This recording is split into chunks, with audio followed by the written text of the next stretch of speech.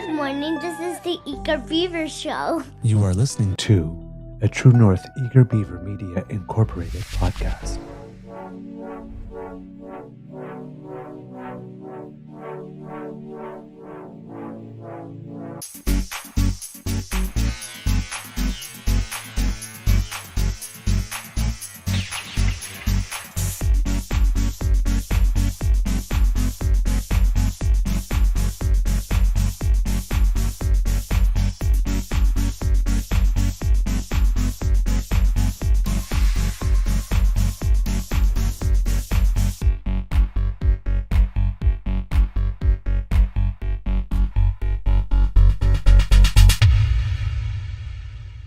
The True North Eager Beaver podcasts are proudly brought to you by our founding sponsors, the Misfit Mysteries from Corvid Moon Publishing, your source for science fiction, fantasy, and cozy mysteries featuring a broad diversity of characters. CanadianTarot.com, your uniquely Canadian online eclectic tarot community, and the Peppermaster, hot pepper sauces made from farm-fresh ingredients to thrill your taste buds and expand your mind.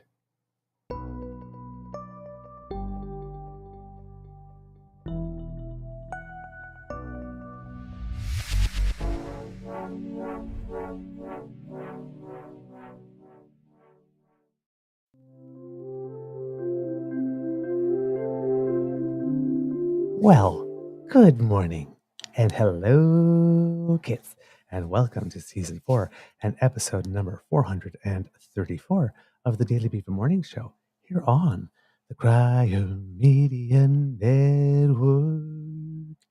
Yeah. Today, recording day is Friday, July 26, 2024, Opening Ceremonies Day. Yeah. Hell yeah. I'm so excited. I believe 1 p.m. Eastern time on CBC, Yes. which I'm unfortunately going to have to watch a little delayed because I promised my Beaver sweetie I would be the +1 at a work function. Oh, well. So the dutiful, yes, the dutiful partner. Yes, well, that's it makes it sound like I'm saying a luncheon, but it's really a potluck in Lake Ontario Park. So, but work related. So I'm going to be the eye candy, the trophy beaver. So yes, I'll have to watch it delayed.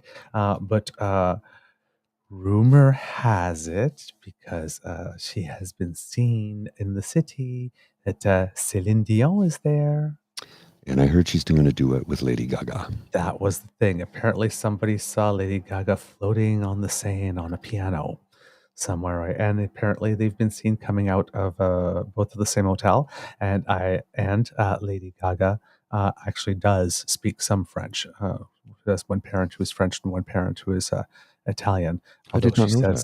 Yeah, she Maybe the says Italian. I didn't know the French. Though. Yeah, she says her French is merdique, which is pretty much shitty, but gets better when she has a chance to practice. But that explains, in Bad Romance, right? Mm-hmm. So the little thing of French there. Blondie used to do that a lot too. Throw some French in her songs. Does she speak French as well, Blondie? Well, I mean, she must be. Her pronunciation was pretty good. I mean, she has a whole verse in Sunday Girl, right? Maybe she was just trying to sound sophisticated. I don't know. Could be. I don't know. Could be. You know who speaks beautiful French? Who? Beautiful Parisian French? Bradley Cooper. Really? Oh, that I did not know. Yeah, and here's the thing. I was doing a thing, my former position, where I would, I'd take care of meetings and stuff. And in one of them, they sent me a YouTube video because it was about language and speaking French. And they were saying how in an interview, he was in a Paris talk show, a Parisian talk show, a French talk show in Paris. Let's get that right. And when he started to speak, he said, my French is not that good, but I continue to practice and get better. And they were like, no, your French is really good. We can understand you clearly and you're working at it. So we appreciate your effort. And that's one of the things I've noticed when I've traveled abroad, or, even in Montreal or Quebec City, I'll speak my broken French. And I always get the thank you for the effort. We appreciate it. Exactly. Put the effort in. But his French is beautiful. And they had this whole 5-minute clip where he just speaks, and it's It's really good. Like, if you Mhm. check it out, you can find Bradley Cooper speaking French. It was something he wanted to do. Yeah, And speaking of bilingual, you know who else is a bilingual Hollywood superstar? there's a lot of them. But the one that comes to mind that you might be surprised to find out is John Okay, Cena. I am surprised. Yeah, he speaks Chinese. That's true. Yeah, he learned to That's speak true. I've seen Mandarin. it. He learned to speak Mandarin because he discovered that his character, his wrestling character, was very, very popular. So he says, "Well, I'll learn to speak Mandarin then." I'm like, I just like this guy. Yep, yep, yep. I'd, I notice it a lot because watching sports, and particularly tennis, right? Because every tournament's like in a Mhm. different country, and I guess there's some of them that like speak 6, 7 language, and then they win. That little, they bring the little microphone, and they do the little, interview after the match, and it's like I'm sitting there. Whoa, wait a minute, Serena's speaking French? Yeah. It's like, oh yeah, she studied fashion in Paris, of course, right? But it's like just like, wait a minute, she's speaking German? Wow, dang. Doesn't Good for Bianca you. You go. doesn't But Bianca speak more than one language as well? uh, well, probably. Yeah, I'm guessing so. I mean, I would assume that she speaks some Romanian. Mhm. But I don't know if she speaks French as well, and maybe something else. But yeah, it's pretty cool. I like that. Um, let's finish the intro, right? Because we just Yeah, got a little sorry. chatty. We're so hey, it's Celine. We're happy. Like a pair. I'll finish the intro. Let's see. Big thank you goes to our podcast founding sponsors, the Pepper Master, the Misfit Mysteries from Corvid Moon Publishing, and CanadianTarot.com. And with Celine Dion, the other thing I wanted to mention is apparently like they're doing everything to make her super comfortable because of her, her illness. They don't want her to be stressed in any way, so like they No.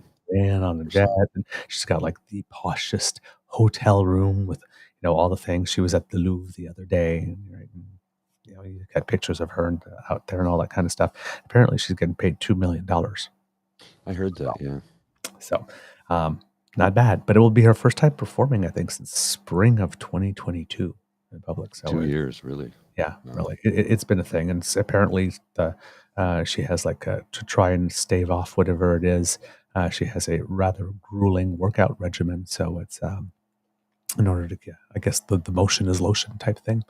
So yeah, because apparently this thing that she's got apparently can make your muscles seize, and it can make them Apparently. seize so hard it can actually snap your bones. Oh, really? Yeah, I have heard that. Yeah.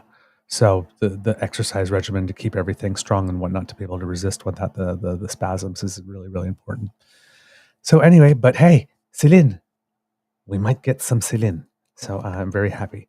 And I watched the soccer match yesterday too, and all that kind of stuff. So and afterwards, there was a documentary on what the opening ceremonies was going to sort of what went into it and how much it took. And they got this theater producer, who I guess who's like the wonder kid in France right now. Apparently, he had designed an 18-hour show or something at one point. I don't watch I don't watch the news because I'm a kid, and apparently Grandpa just gives me a remote after we watch the Powerball. Sorry, you said apparently about 6 times this morning. Yes. I couldn't resist. All right. Sorry, I'm in a fun mood this morning. So yeah, all that stuff is happening. We'll get back to some more Olympic stuff because there was some drama. But before we do that, Mr. Grizzly, how's your mental health today? Pretty darn good. Yes, Pretty yeah, sunshine darn in your good. Yeah, I'm feeling really good today. I didn't have the best sleep, but with the medication I'm on, you don't sleep great to begin with. But the fact that I woke up at 5:15 a.m. to a giant 85-pound dog sitting on my chest licking my face. I'm like, Lola, please don't lick my face. Pushed her off. I said, no, we have to rest a little longer. So she immediately lies down and cuddles with me. She puts her head on my chest and falls asleep for about 10 minutes, and then wakes up, and I'm like, no, not yet. No, not yet, until the alarm goes off at 6, and then we get up and I take her out. So yeah, I had a nice walk, and it's beautiful sunrise this morning. I think it's going to be hot today. Yesterday was kind of chilly. It was 19 and overcast. Mhm. I was out in shorts and a t-shirt for a bit with Lola for a walk, and I'm like, I got to go put a sweater on. And I went out and met with a couple of friends last night for 2 pints of lager, literally 2 pints of lager. And I had a sweater and long pants and shoes on last night, which was disappointing because basically once summer gets here, unless I'm hiking, I don't want to wear anything but flip flops. Outside of work, that is, Yes. outside of work. It's flip flops weather, but it was not flip flops weather yesterday. It was kind of chilly. So Mhm. it was a great day for a dark English bitter lager, if you will, because when it's cool and overcast, it's kind of a stout day, right? Yeah. But like on a hot day, you don't have a stout, you don't have a bitter. It does not sit well. It doesn't taste well. It doesn't sit well in your stomach. It disagrees with your body. Hot weather beers are like pilsners or light lagers or maybe even, and I know somebody might get offended for me saying this, something like a Michelob Ultra or a Coors Light or a Bud Light even. They're actually crisp and refreshing on a super hot day. And on the golf course, I don't want an IPA. I don't want a heavy beer. I want literally a Michelob Ultra or a Coors Light or a Bud Light or something like that. A light, pretty close to water tasting beer. Because we drink a lot of water on the golf course, but after a while, it's like I just want something else. Right, indeed. So yeah, it was a little cool. I had the cast party last night for the play I was in for the one act. So we were out at Kelsey's and had a lovely evening with friends. So that was nice. But yeah, on the way back too, I was just wearing shorts and a t-shirt, and it's like, it was around 8:30, and I was coming back, and I was like, that's a. I think it was like, it was probably below 20. So at some point yesterday, I think it's 15 right now where I am. So it's still a little cool this morning. But hey, I will take 23, 24, 25 rather than 36 anytime. Thank you so much. I like 36 though. I do. With humidity though. Yeah. It's and then I had a conversation with a couple of gents about that last. That's me. Yeah. About Alex that is last like night. that too. He loves it. Well, I said, I noticed that when I was in Calgary and when I was in Jasper, especially, it was 34 degrees, and in Jasper it was about 12% humidity, 34 degrees. And what happens is in that weather, you're out in the sun. Wow, it's really hot, but you're not hydrating as much because the sweat evaporates from your body so quickly because there's no humidity. So you're not drinking as much. So you get dehydrated very, very quickly. Whereas here, when you realize you're dripping with sweat because of the humidity and the sweat's not evaporating, you tend to hydrate more frequently. And I did notice that when we were at a Metric concert at Stampede, there was a group of young people in front of me, and I looked at this young guy and I'm like, you need to drink. And he was like he was ready to pass. And there were people passing out around us to the point where there was a guy up in a scissor lift above the crowd spotting for trouble, and he was literally pointing out and calling rescue people in to get people hydrated and get some fluids into their bodies, because, and again, Calgarians are not used to this kind of weather. They just aren't. They just aren't. So it takes a toll. But I do have something really positive I want to share real quick. It's like a super fast thing. Okay. It's you're going to like this. Trust me. It has to do with Jasper, and you've been to Jasper, correct? Yes, I have. Okay. Yes. So Jasper the bear is still intact. Oh. Yeah. Despite something like 30 to 50% of the town is gone, Jasper the bear is still there, which I know is it's a silly little thing, but it's made a lot of people, I won't say happy, but it's kind of it's a lifted it moment up. of sunshine. Yeah, exactly. It's a moment of sunshine. Because there's been so much badness. It's like, Yes. Jasper the bear is still there. It's kind of like a shining beacon of hope, if you will. Yeah. It's, what, in tough times, whatever you need to get by, right? Yep. And if seeing, especially if you're from there, like as Jasper the bear clearly is a symbol of the town, recognized, Mhm. So, it's one of those things. Okay, we're still standing. We're still, right? So, and it seems the other good news is that most of the critical infrastructure, schools, hospitals, all that kind of stuff has been protected and saved. I've heard the train station burnt, though. Yes. Yeah. So it will make it, there are things that have been pretty adversely affected, but, at least there's that. There's a quote of someone, and I can't remember. I don't think they identified who it was in the news. but it was said, I'm absolutely devastated, like it's gone. I don't think anyone will be returning to Jasper anytime soon, and life is not going to be anywhere near what it was. It's really the end of an era. So I think it was just a citizen that was unidentified that said that, but that quote had stuck with me. Basically, officials said that there was basically a terrifying wall of fire about 100 meters in the air, burning over several kilometers in a matter of minutes. So, yeah, that's pretty something. As Mr. Grizzly says, 30 to 50% of the town of Jasper may have been destroyed by the raging wildfire. Sam Sampson from the CBC reports that there are some parts of Jasper that show nothing but charred remains, incinerated black and gray masses of what used to be businesses. There was somebody I heard in an interview as they were driving away, they were talking about the ash that was falling, and it was falling on people, but it was still hot, right?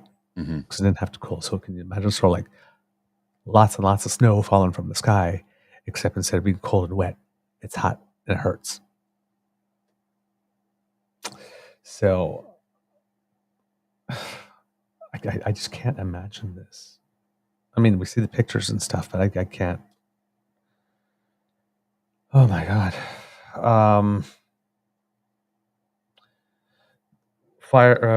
There was a water tanker that helped refuel firefighter trucks.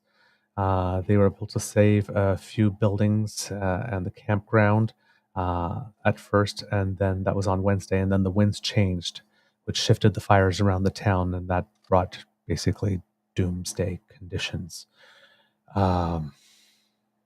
There's two people that used to work that worked for, I guess, Parks Canada, that have reported having to hide in a cinder block refuge that are built in these parks for things like this, to wait for the fire to go over. And while they were in there for about 3 hours, as the fire moved, they could hear all the fuel tanks, propane tanks all around them, just going boom, boom, boom, boom. Wow. While they're, that must be one hell of an experience. I can't. Not one I want to experience. No, not at all.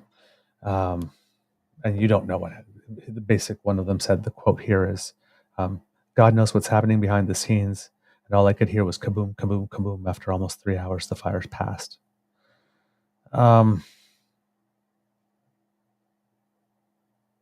Daniel Smith gave a crocodile tears. I didn't actually see any tears. Yeah. I might be being a bit of an a-hole on that, but I was a bit of a a-hole too when I heard about it. I've seen it. Listen, I believe there can be mixed things. Danielle Smith is from there. She says, she's been there a lot. It can be emotional, but with things that we are finding out, or that we knew when we look at all the cuts to the programs, and then the fire map from July 9th. And then we see what she was doing between July 9th and whatnot. She's at the opening of this thing and doing an interview with Jordan Peterson and whatnot. And then she didn't really call for federal help until... Well, and didn't she, now the rumor, I have not been able to find the quote, but a lot of the rumor of what I'm reading online is she was telling people not to listen to the mayor because the mayor was spreading disinformation. I did not hear that. I've heard that. I have not seen the quote, but this is the rumor. For me, this is like completely new information. I haven't seen it anywhere. I've read it a number of times, but I've not seen the actual quote. So whether or not that's true, I don't know. But apparently, she said not to evacuate the town, and he's spreading misinformation, and it's not as bad as all that. Apparently. Well, let's put it this way: if she did say that, her behavior leading up to the moment where she finally decided to pick up a phone and ask for some federal help. Seems to indicate that that's what she probably believed. Yeah. Okay.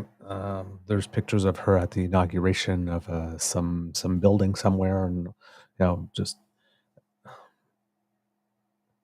it does not seem with the fire map the way that it was, and what we do know about climate change. It doesn't seem that there was looking at. Let's put it this way: if I was premier and I had seen that map on the 9th, I'd be, holy crap! Mm-hmm.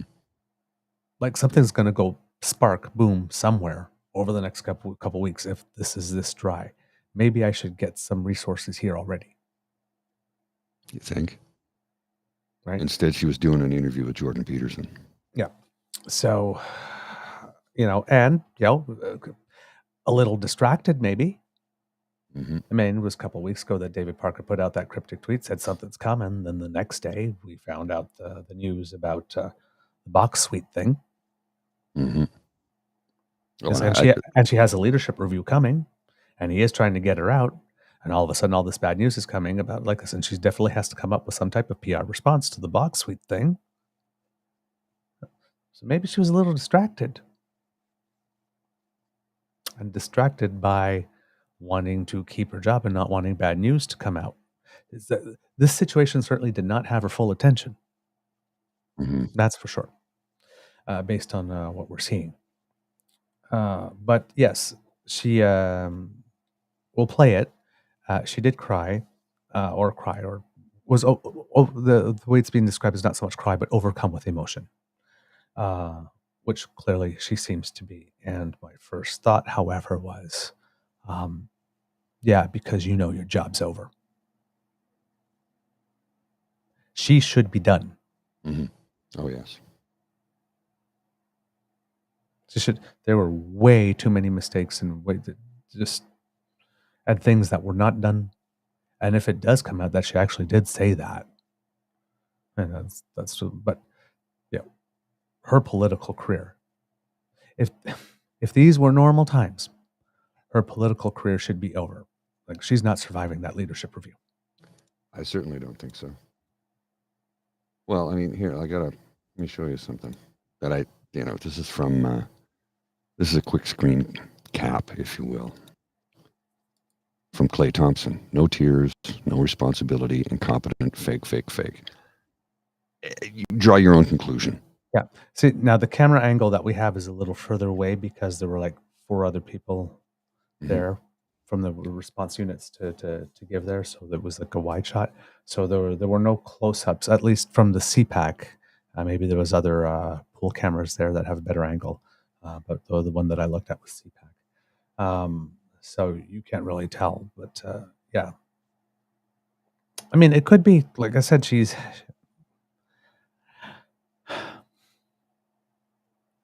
I don't trust her further than I can throw her. And I know she is super, super, super, super media savvy. Mm-hmm. I would like to believe that somewhere deep in there is something genuine, that she actually does feel some type of emotion, that such a landmark and a beautiful symbol of the province that I hope she loves. I'm not going to, even though she's doing terrible things to it, I don't want to villainize her like she hates Alberta and whatnot. But we also have this damn narrative, like what's the whole box suite thing? It's like, wait a minute, I couldn't go to the hockey. I wanted to go to the hockey classic, but I could only sit in the private box for 20 minutes. So I didn't go at all. And then I went to the ethics commissioner. I said, I would like to do that. It says, you can't do that. So I fired them. And I replaced it with an ethics commissioner that said, yes, you can do that. And then I changed the rules. And now here you see me in a box suite. It says, well, everything complies with the rules. Yeah, because you changed the rules. So at first I was thinking, right, when David Dingwall back in the day said, I'm entitled to my entitlements, when he expensed like a pack, I think, of like gum or something, like got his per diems and whatnot.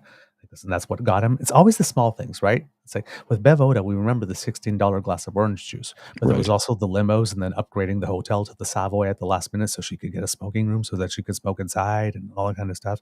So everybody's like, oh, she was fired for. No, it wasn't just a $16 orange juice. It's just that we remember $16 orange juice because everybody can understand that. Well, and his charging a $1 something pack of gum, everybody can understand that. his smug statement of, I'm entitled to my entitlements. Yeah, you are, but you don't Just because you that. can doesn't mean you should. Well, not to mention the fact that he was just such a smug prick about it. Mm-hmm. Oh yeah, totally. I mean, he was the head of the mint at the time too, which is But I'm entitled to my entitlements. Yes, and I mean, yes, as a point of principle, but Yeah, come you on, are. man. Come on. There's an expression in French: "Pouce mais pouce égal." Push equal if you're gonna, Yeah. push even or something. So in this case, it's like, for she so wanted a box suite that she changed the law.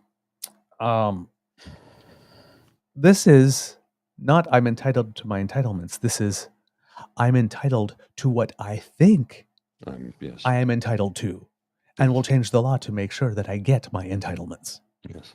We are so far off from I'm entitled to my entitlements. This is way beyond that. Way beyond that. This is I'm changing the rules so I can get exactly what I want. And if anybody and then she goes in questions- front of the mic and says, "But everything complied with the rules." Yeah, the rules that I changed so that they would work within me to my favor. So if anybody questions her integrity, no, that's not even the word I want to use here. I don't know. Her honesty, her emotional clarity, forthrightness. Look at this from our friend Nate at the breakdown. Daniel Smith, who only moments earlier was overcome with emotion at the tragedy unfolding in Jasper, was asked about the delay in emergency payments. Her response, in effect, they can wait a bit. That's what private insurance is for. Because feelings. And I have the clip. Do you want me to show the clip? Well, we could. I think maybe the clip is. No, I think that one is the full clip because I had it too. I just sent you the thing, but yeah, we can do that. We'll just run the clip. After the 2016 wildfire in Fort McMurray, Alberta announced evacuees would get emergency financial relief 2 days after the evacuation. Jasper has seen similar destruction to Fort McMurray. Actually, if we're talking percentage-wise, Jasper lost a greater percentage of the town. So why not just authorize those payments now? I mean, does anyone here really believe this evacuation will last fewer than 7 days? One of the decisions that we made in previous emergencies is that we would wait for 7 days because there's oftentimes you can return within a shorter period of time. As has happened, we have had evacuations already this fire season, which started early, and we have been able to get people back home within 7 days. There is a Treasury Board process that we have to go through in order to be able to accelerate or expedite that. And so we'll be meeting as an emergency management committee each day, gauging it. But the main thing that people need right now is to have the immediate support. So the support of the hotels, the food, the emergency evacuation, that's part of the reason why we wait until 7 days, because we know that we have a lot of support that we're able to give as people are figuring out where they're going to go, find out whether they're going to be able to return home, find out whether their home is going to survive. We'll gauge it. We'll listen to feedback about how people are feeling.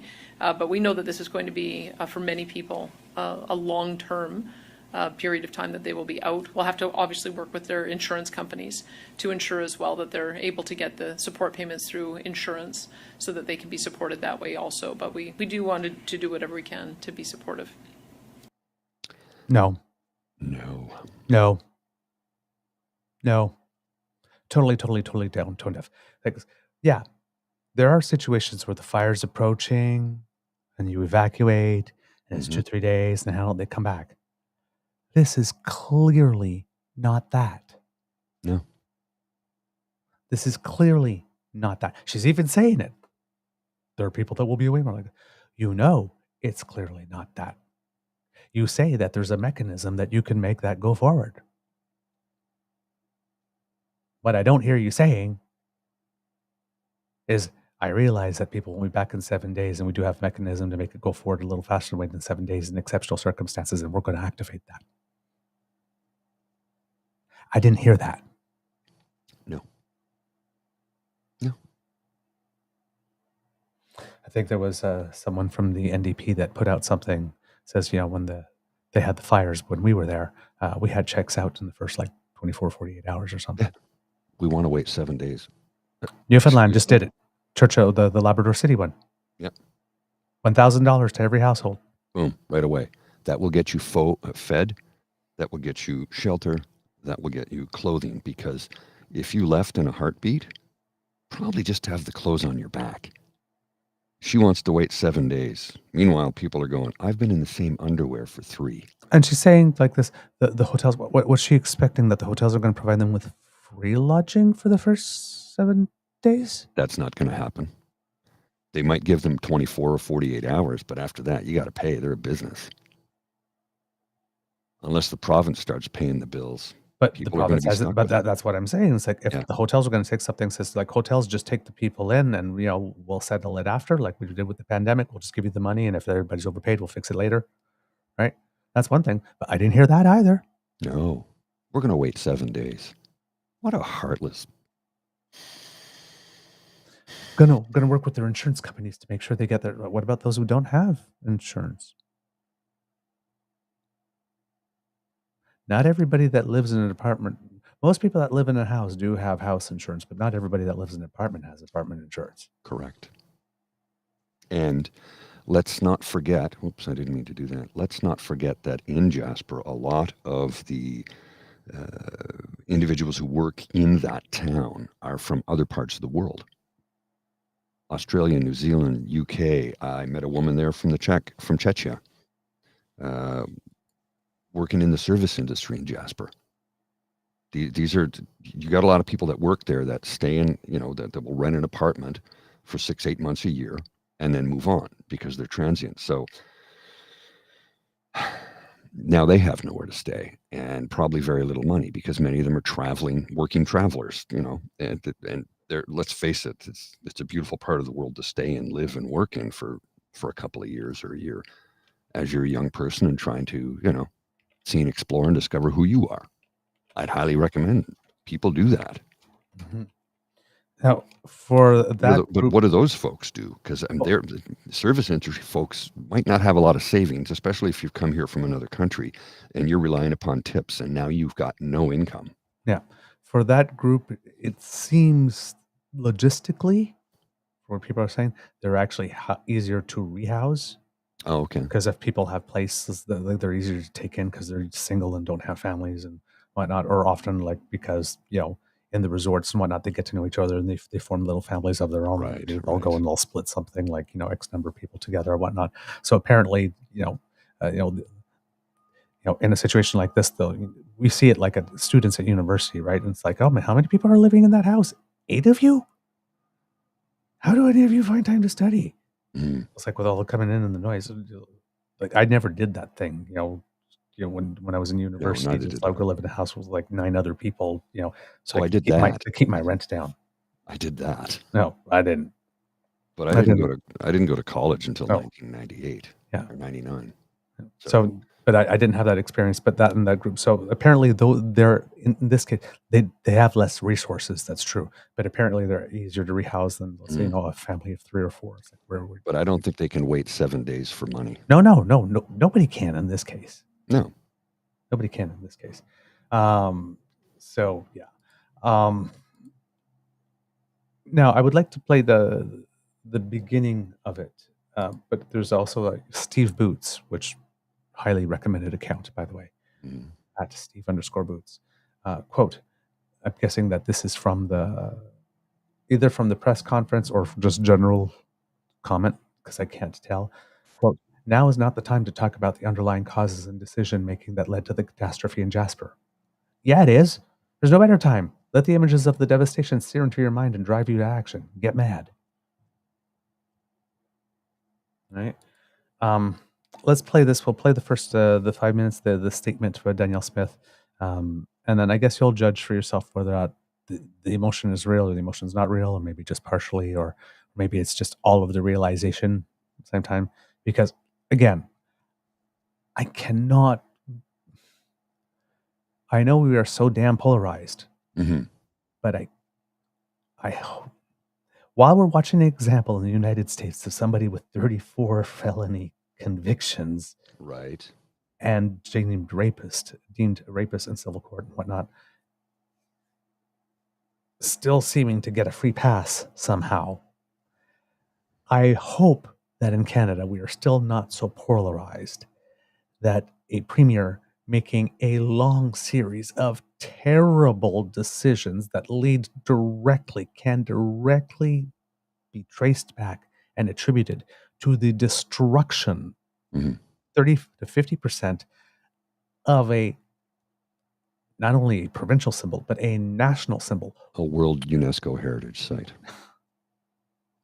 does not result in her losing her job once I the mean, immediate crisis is over. now let's be fair, okay? Let's be fair. She cut the budget by 30 million. She cut the RAPA tax, and she cut 30 positions from wildfire tower observations to save money. She did all that. Rachel Notley before her also cut the budget. And About we 15 need to make, million or something. yeah, we need to make that statement. It's not just Daniel Smith Yep. who cut. The previous government did too. Yes. Well, Jason Kenney cut. So Yes. Notley cut, Kenney cut, she cut even more. But So when she got everybody there, is to blame for right. this. But the thing is, specifically, if we're talking about her, when she got there, if there were already a whole bunch of cuts, hmm and the temperature on the globe has Keeps gone up rising. since.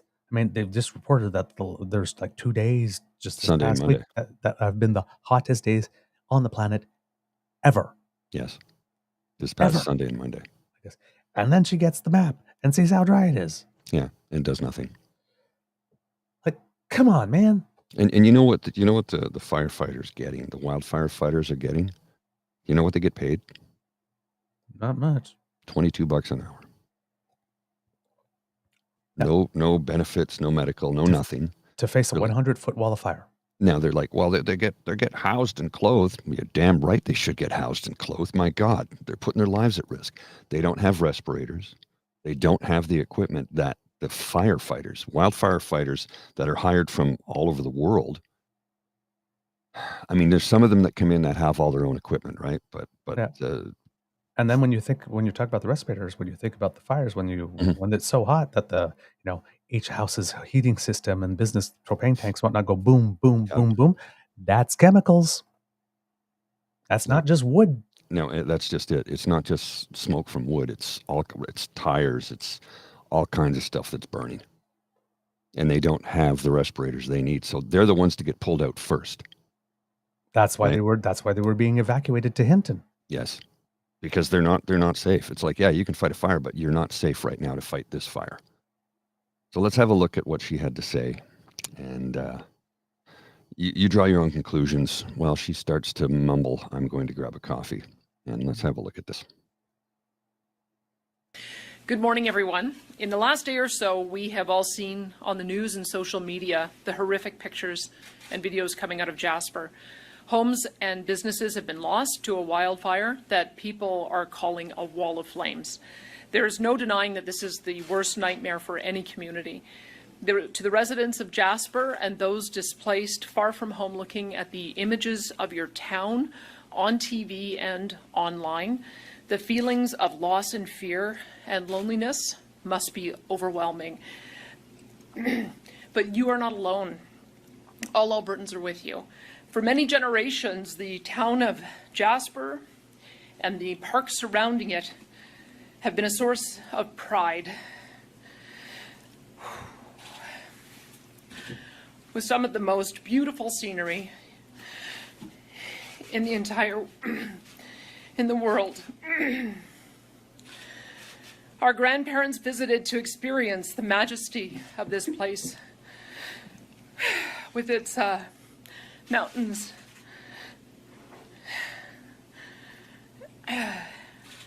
and lakes and meadows.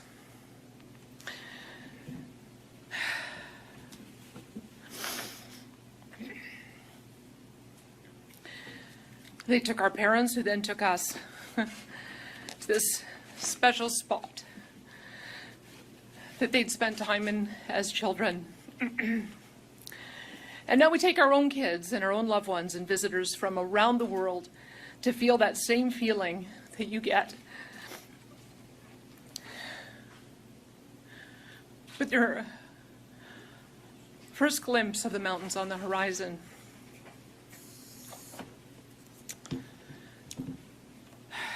A feeling that Even though you've just left home, you're coming home.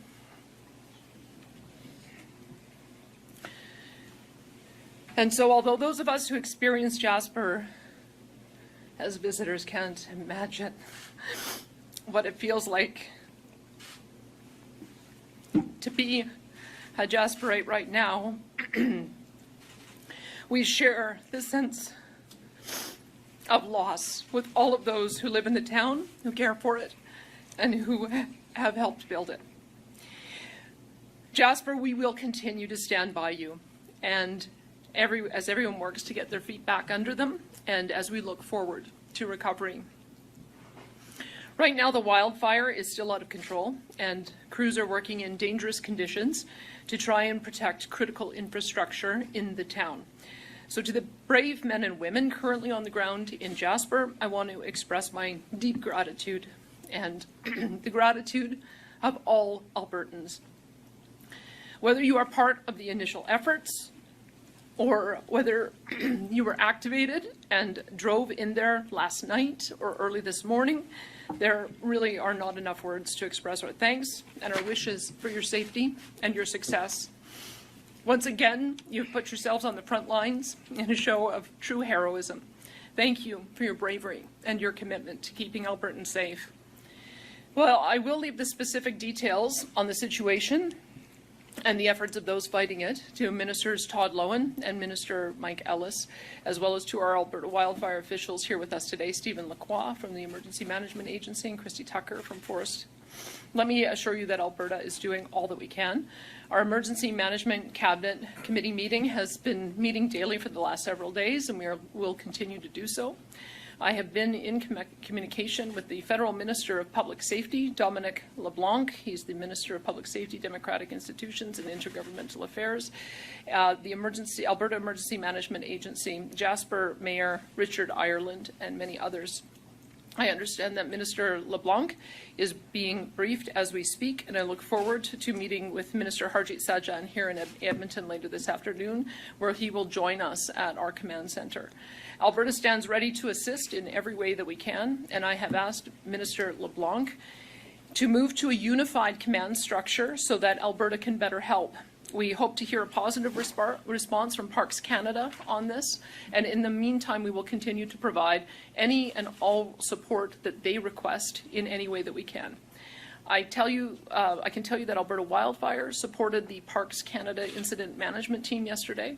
They report that the situation on the ground overnight was extremely volatile. As we continue to battle the fire, our government will move to daily updates with Ministers Lowen and Ellis, as well as Alberta wildfire officials. And we will continue with our daily written updates as well. To the residents, families, and business owners who call Jasper home, we will recover from this. To the men and women on the front line and at all operational levels, thank you for your courage and commitment. And to those in Alberta and around the world who have experienced the magic of Jasper, the magic is not lost, and it never will be. Alberta's government will provide the support needed to families and community to recover and to rebuild stronger than ever so that future generations can continue to experience this one-of-a-kind community and to feel the magic of being able to come home. Now, thank you, and I'll turn it over to Minister Ellis. All right. So that's what I'm saying. And I think, was it Kit? You had put it up, Mr. Grizzly here. The quote from Kit, T. Wheatmore. She may have something deeply personal and authentic, not willing to quite throw her under the political opportunist's bus, despite her historical record of inaction and negligence. And see, that's the same thing here. I'm not willing to completely. Yes. Mm-hmm.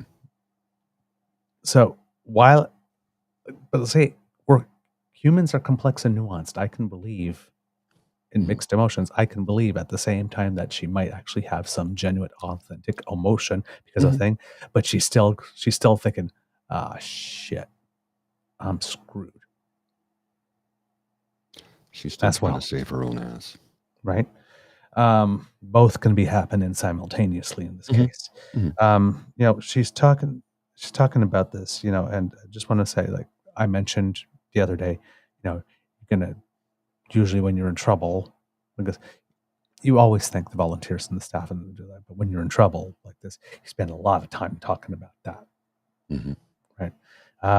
So watch out for that. You're going to wrap yourself up in the, because these types of moments, they're moments that give you an opportunity for statesmanship, right? You're standing there, you've got the other people, you've got the bomber jacket with the, the thing, you bring out your gravitas or your emotion to try to connect with it. These moments, even though, like, I'm trying to think, I think it was like Governor Chris Christie with Hurricane Sandy. Mm-hmm. I guess Naheed Nenshi, when they had the floods. Because, Yes. there are moments that, even though they are tragedies and something is happening, for a politician, it is an opportunity to show genuine leadership and statesmanship and the ability to make things nonpartisan and the ability to actually connect with people. Right. And I don't want you to be cynical. It's just how the game is played. It's like, no matter what situation is going on, there's always a core group of people somewhere around that table that strictly has the calculators. And are thinking about the opera. It's like, this is terrible. Like this. Yes, we need to address it. Yes, absolutely. Save the people and whatnot. Even if you had the best intentions, right? Your government, save the people, do everything like this. It's like, but we need to be seen doing it. We need to be seen looking good doing it. Like, there's always going to be that's always going to be a consideration there. Well, and again, I don't know. Maybe that was a genuine emotion from her. We don't know. Well, that's. But Chris Young's comment here, that's why the emotion. This is the moment where she realized she screwed up. And it could be a third thing as well, right? It's like, I'm screwed. My political career is over. Oh my God, this beautiful place where I had these beautiful memories with my family. Look what happened. It could be a combination. Like, yeah. And I know it's my fault. Sometimes when that hits you, I can send you reeling. She said, in that thing, we'll always be there. We'll be there for you, people of Jasper. And then later on, as we showed the clip that Mr. Grizzly showed, except if you need some money. Then you're on your own. For the next 7 days. Then you're on your own. But we're with you. And, all the work of those firefighters, the brave work and whatnot, while, as Mr. Grizzly said, they're being paid $22 an hour. Pay them. Pay them more. Give them the support. You're grateful? Show them. Yeah. Pay them. Buy them the respirators. Get them the equipment. $22 Get them the repellers back. $22 an hour should be minimum wage in many parts of this country, because that is the minimum you need to survive on. $22 an hour to put your life at risk. And all the technical expertise that goes into pay people for their expertise and their knowledge. Well, and now many of these folks that are fighting these wildfires have like a few weeks training and they go in to do it, but that's irrelevant. They're putting their lives on the line. The people are coordinating, though, know yes, which way you go in, which fire break, all that type of stuff. You got to pay people for their expertise. And you know what? Bring back the repellers and the observers, because there have been some interviews with them and they were saying, if they had been there, whatnot, and doing the tours, whatnot, we could have seen those fires when they were smaller. Maybe I put them out before. If you hadn't closed, 30 watchtower positions? Yeah. Just eliminated them? Well, we can save some money here. You're about to spend billions in rebuilding. Yeah. And now we're talking about all the things she didn't do. There's yet more layers. There's an account here, Audric Moses, at Audric Moses. How do I remember that? Oh, when we're at the club, the DJ. Now we're going to go back into time to January 31st, 2024. And Audric Moses says, the Alberta fire chiefs knew this season was going to be bad, and they asked the Alberta government for urgent help in January. They eventually got a few scraps, but it's painfully obvious that it was too little, too late. And that's why you're going to hear a lot of people say like this, well, they increased the budget 50%. Yeah. After a whole bunch of cuts. And maybe that wasn't what was asked for. If I start with $5 million and I cut it down to 2.5, then I cut it down to 2, then I cut it down to 1.5, then I cut it down to 1 and increase it by 50%. It's now $2 million. I still have less than what I started with. Pretty simple math. Yeah. Open letter to the members of Government Alberta, Edmonton, Alberta, January 31st, 2024. Significant concern over impending wildfire season. Dear Honourable Members of the Alberta Government, with the current dry winter Alberta is experiencing, the Alberta Fire Chiefs Association expresses significant concern regarding the potential for a wildfire season mirroring last year's devastating events. Alberta has faced an unprecedented wildfire season in 2023 with over 2.5 million hectares of land burned. These wildfires are occurring with greater frequency, intensity, and duration across more expansive areas than in the past. In light of these concerns and environmental projection models, the AFCA is urgently calling for disclosure of the province's wildfire preparedness strategy.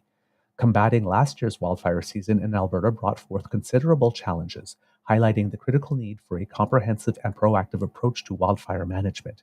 The AFCA has met with key ministries, presenting specific asks including additional resources, increased training capacity, equipment, aerials, and requesting for the establishment of a Provincial Fire Services Advisory Committee to assist in developing a dedicated provincial strategy to better manage and mitigate the risks associated with wildfire seasons. The AFCA emphasized with government that reliance on municipalities to financially backstop wildland fire response is not sustainable. With or without federal funding, the AFCA is inquiring about the allocation of additional resources towards wildfire management. There is a growing concern among fire chiefs across the province of the lack of communication of what the plan is, allocation of funds compared to previous years, and plan for the recruitment and deployment of firefighters and equipment. The AFCA emphasized the urgency of addressing these concerns before the onset of the wildfire season. It is imperative to have a clear, well-resourced, and collaborative strategy that involves all levels of government to effectively manage and mitigate the risks of wildfire in Alberta. We remain committed to working alongside provincial authorities, municipalities, and federal agencies to safeguard our communities. We eagerly await a detailed response and action plan that addresses these critical concerns. Chief Randy Schroeder, President, Alberta Fire Chiefs Association. That was in January. Wow. They were calling for it. We're in July, and it Yeah. doesn't seem that much was done. There were certain things that were done, but it doesn't seem that much was done. And then Audrica ends the tweet with, how's that $4 billion surplus, Danny? Mm-hmm. So she's also sitting on a $4 billion surplus. There was a line in this one here. When she says, Chief Schroeder says, there's a growing concern among fire chiefs across the province of the lack of communication of what the plan is, allocation of funds compared to previous years, and plan for the recruitment and deployment of firefighters and equipment. And that one is particularly important because it seems, because of the low salaries and all that kind of stuff, that some of the firefighters that had been established in the province since the cut started, well, they went to other provinces for better work and better job conditions, so they're not there. Yep. So the turnover, I think it was yesterday, I think I was reading something like this. There was one guy that had an incoming group where or the people that were on the ground, most of them were like first year, Mm-hmm. or 3 years or less experience. People need to eat. If you're not going to pay the people that you depend on when things go boom enough, when things are not going boom, they go to places where they can get paid enough to eat when things go boom. But it's almost like, Albert, like, how do you put it? And this is going to sound pretty bad, but just talk about Dominic Blah, and we're going to have a unified fire. So now, one of the things that's going around is like, well, it's a national park, so the federal government should have been fighting the fire. You guys screwed it up. No, there are some fire related and service people from Parks Canada there, right? But they're not the ones that have like all the bombers. Again, there's maybe even some equipment, whatnot, that gets put there. But it's Alberta Wildfire Services. Correct. It's a national park, but it's still in Alberta. It's a shared responsibility, of course. They work together, as she mentioned, right? The municipality and the fire crews within Parks Canada have been working together, right? So it's her piece of the puzzle, right? That's not clicking. No. There. Now, with all of that happening, there's another tiny little bit of news that came up. Oh, wait a minute. well, wait a minute. But the fire chief thing gets better. Oh, Oh, yes. Because February 20th, 2024, so 20 days later, the Alberta Fire Chiefs Association responded to Minister Lowen's media statement of February 20th. The Alberta Fire Chiefs Association Board of Directors, following a board meeting on February 21st, 2024, wishes to reserve further comments until the provincial budget is presented. For the interim, we offer this statement. We are encouraged with Minister Lowen's announcement regarding the government's plan to enhance wildfire prevention measures and increase the capacity for fighting wildfires, acknowledging the anticipation of another challenging year for Alberta in terms of wildfire activity. The AFCA particularly is encouraged by Minister Lowen's commitment to further collaboration with our association and eagerly anticipates the dialogue to advance our shared objectives. Now, this is the part that Audric Moses highlights coming up. While we share the minister's aspirations, the absence of a specific financial commitment in the minister's statement raises concerns about the adequacy of funding for these essential wildfire preparedness and response initiatives. While we understand the budgetary process's constraints, transparent and timely communication regarding funding allocations will be crucial for strategic planning and effective implementation of these measures. The AFCA underscores the importance of cross-ministerial cooperation, as highlighted by the involvement of multiple ministries, including municipal affairs, forestry and parks, public safety, and emergency services. We advocate for the establishment of a multi-ministry provincial fire service advisory committee to foster a holistic and coordinated approach to wildfire management and emergency services in Alberta. We are pleased to hear the minister's commitment to improve and enhance the Fire Smart program and its potential to mitigate wildfire risks. However, we express concern over the lack of specifics regarding the extent of support and resources that will be allocated to this critical initiative. Compared to similar programs in other provinces, Alberta's Fire Smart program requires significant expansion and resource allocation to meet the province's unique needs effectively. Finally, Minister Lowen's announcement of 900 wildfire fighters by April 15th is a step in the right direction. However, we are apprehensive that this may not suffice or be soon enough. In the event of a major fire threatening a community outside the fostered protected area, it leaves it up to the municipality solely to seek out and carry the financial burden of additional contractors or pulling resources from neighboring municipalities, which jeopardizes the assisting community's ability to be ready for their own emergency events. The FCA remains dedicated to working alongside the government and our partners to enhance Alberta's wildfire preparedness and response capabilities, ensuring the safety and well-being of all Albertans. Alberta Fire Chiefs Association Board of Directors. So, yeah.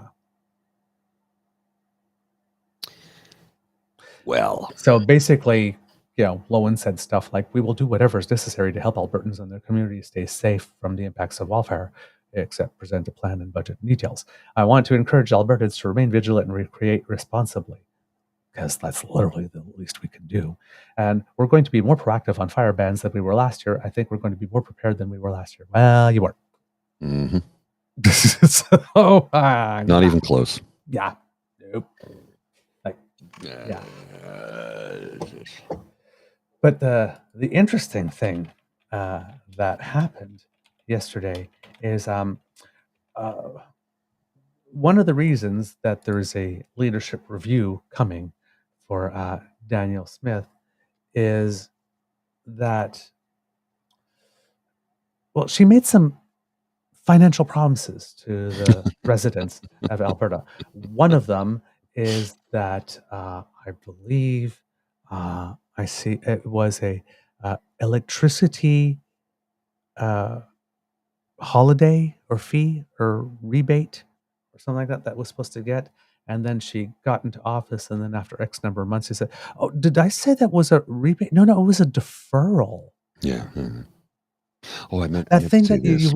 you thought that you weren't paying the last 6 or 7 months. No, you still have to pay it. We were just delaying it, not saying. Oh, none of you were clear on that? Oh, did I? Oh, I could have Did I sworn I miss mentioned it? something about that. Mm. And then there was that whole tax cut thing that she was running on. And, there was whole this affordability crisis. And then she got there and says, "Oh, no, we can't afford to give you that tax cut right now because we Whoa, yes, I suddenly remembered that the Alberta Heritage Savings Trust exists, and we need to put some money in that.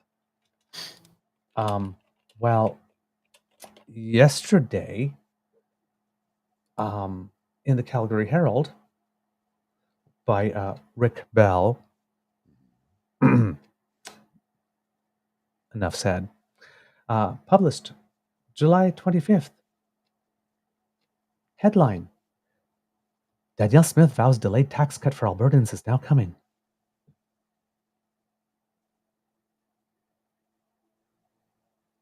Just let that sink in for a bit.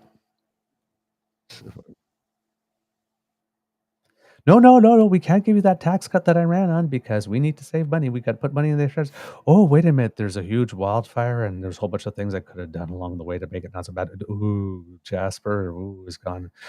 Hey, guys, that tax cut, it's coming. Mm-hmm.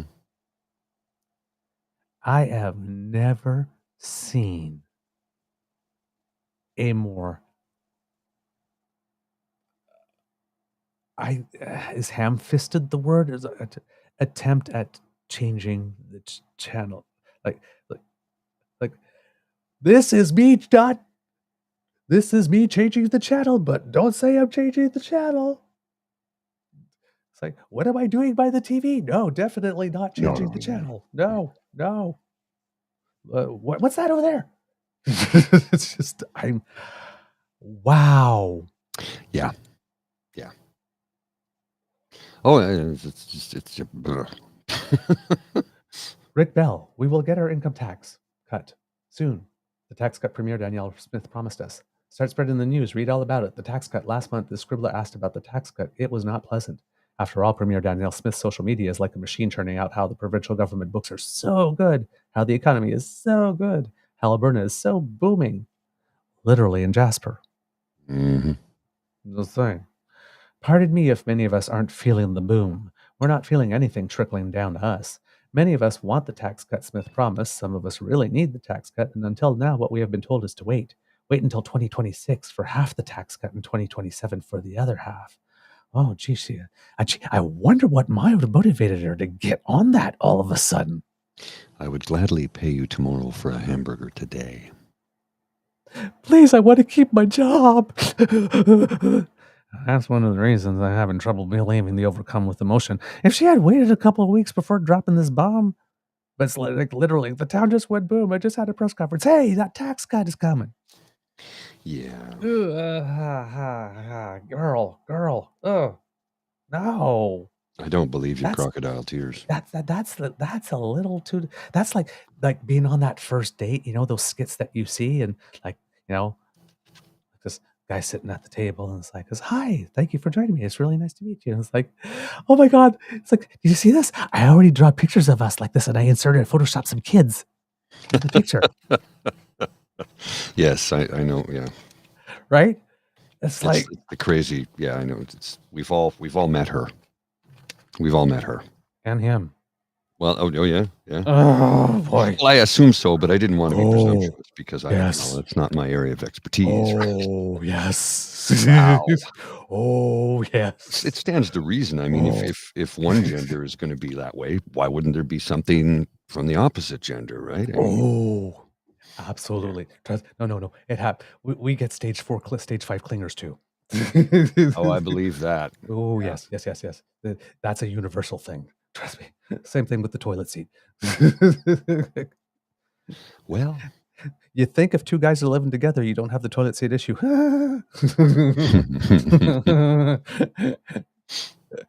Be at our house at 3 a.m. My issue is the toilet lid. The seat's not an issue. I'm like, you need to put the lid down, babe. Otherwise, the dog will drink out of the toilet when we're not looking. And I don't want the dog drinking from the toilet because, So, getting back to Bell. But the tax cut was Smith's first promise in the last election campaign, where she talked about the cost of living and affordability and how a tax cut would mean $760 a year for an individual and $1,500 plus for a family. If Smith couldn't make it happen, she shouldn't have promised it. Mm-hmm. Or she should have said we'd only get the tax cut if the planets aligned. Alas, that's not as sexy a kickoff to an election campaign. But the story doesn't end there. This week, as the Premier discussed some tough topics, including answering questions pitched in my last column, Smith revealed some good news. There will be a tax cut coming sooner than we had initially expected, says the Premier. Smith says she had to make sure the tax cut wouldn't send the provincial government's finances into the red, into deficit. Of course, she couldn't have done that before the budget, right? Which I think was like April, May. So she, at the time, she said that the tax cut was in the first half was coming in 2026 and the next one was coming in 2027. Well, it turns out, she only needed 3 more months to do a little more math and figured out, hey, I could do it after all. Oh. How convenient. Smith says the tax cut is, quote, substantial. It's $1.4 billion. Of course, Smith knew the cost of the tax cut. The Premier explains how her budget boss, Nate Horner, quote, was worried about what we would experience in this budget. Horner crunched the numbers and popped up a very small surplus, not as big as the cost of the tax cut. Smith says her government wanted to make sure they had enough cash coming to bankroll the tax cut. Now Smith speaks of a surge in dollars coming into the government treasure chest from personal income taxes. Because he didn't cut them. Then there's all those dollars from the oil patch, and with companies paying off their capital costs, they pay a higher rate of royalties to the province. The Premier also says there will be a lot of effort in the fall to cut wasteful spending. Dun, dun, dun. So the tax cut can be delivered. In other words, I'm going to cut some services and citizen protections a whole lot faster and a whole lot sharper than I was going to in order to be able to do that now, because I need to bail my ass out. Oh, yeah. Oh, boy. Jeez. Souls in the government believe there could be an announcement of the tax cut in the fall and could be felt on paychecks this coming year. The next provincial budget is expected in February. Will we see the full tax cut, or will it be the half tax cut in 2025 and the half tax cut in 2026? That decision has apparently not been made, but Smith sounds like she would pay out the promise in full. If we can do it all at once, we'd love to be able to do that. On the other hand, the sight of the roller coaster of an up and down Alberta economy seems to flash before our eyes. Quote, I don't think anybody wants to be in the situation we've been in historically, where we spend every single last penny of the windfall revenues that come in, and when the numbers don't pan out, the next year now you're running $5 billion, $6 billion, and $10 billion deficits, especially when oil's at $140 a barrel. I remember that. They couldn't balance a budget with $140 a barrel oil. Hey, Justin. Hi. Hope you're doing well in Australia.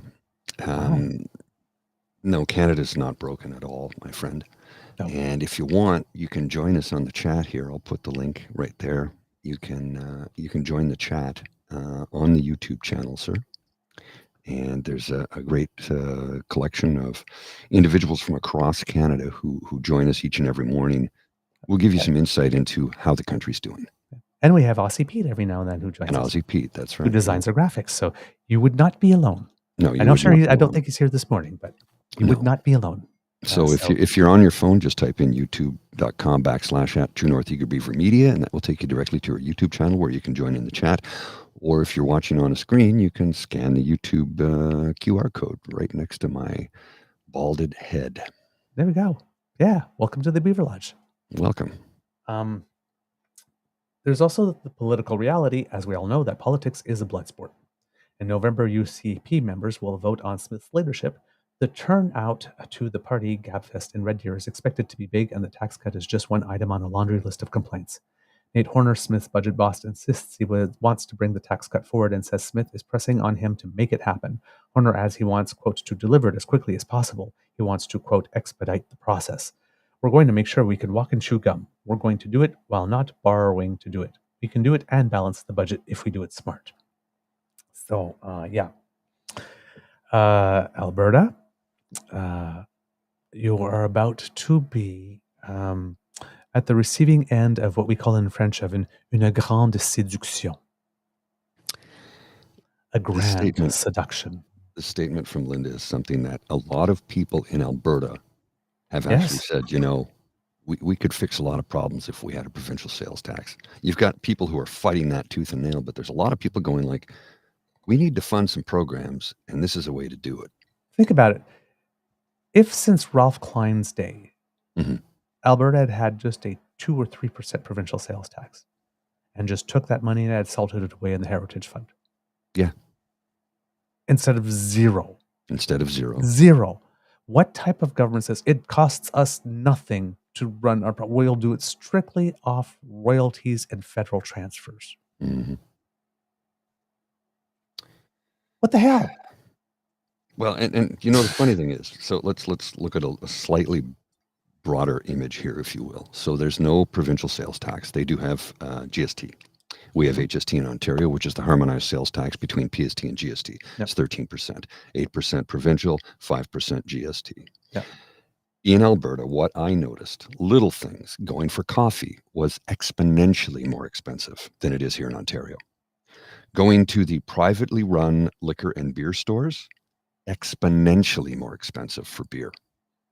I mean, like, so I oftentimes will stop at the liquor store up the street on the way home. Well, not that I'm working there anymore, and I'd pick up like maybe a couple of cans of Tatra, which is a Polish beer, or Pilsner Urquell, which is a Czech Pilsner, which is the original Pilsner, by the way, and maybe a Lowenbrau or something like this. Just a couple of beer at the end of the day.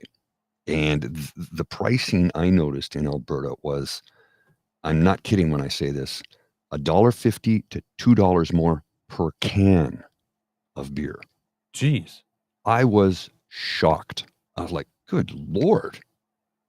Funny thing is, you go to a pub and it's cheaper. Mostly because most places are only selling 16 ounce instead of 20 ounce pints. But the places that do sell the 20 ounce pints, it was still cheaper than it is here in Ontario. So I'm a little confused by this. Is it because it's the private for-profit not putting money back into the province run liquor stores, maybe, that they're gouging? Just a thought. Just a thought. Because they're trying to privatize liquor sales here in Ontario under Doug Ford, right, where he puts the money into his friend's pocket, Galen Weston, one of them, amongst others, and Couche-Tard, which owns Circle K.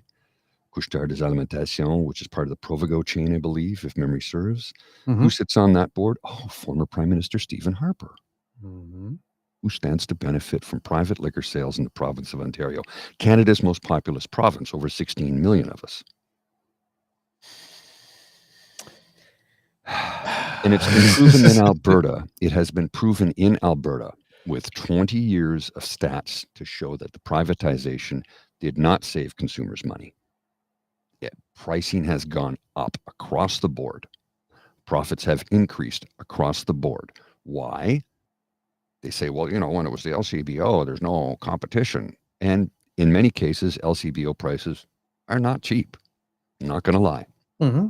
I'm not going to lie. They're not cheap. Yeah. But there are benefits attached to that where they put about $2.5 billion into the Ontario economy every year.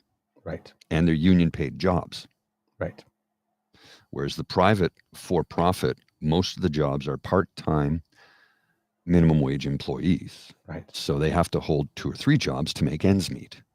Or in some cases, like me, who works 80 hours a week, trying to increase my income because my day job doesn't pay me enough. And I know lots of people who do that.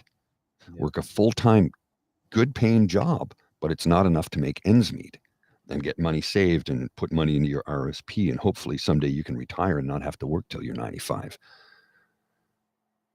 So people work 80 hours a week to make ends meet.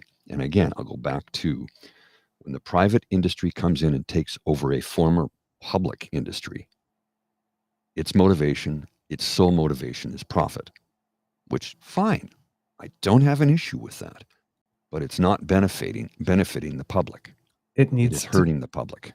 If you have a thing that's sole motivation is profit, it needs the French encadré. It needs boundaries.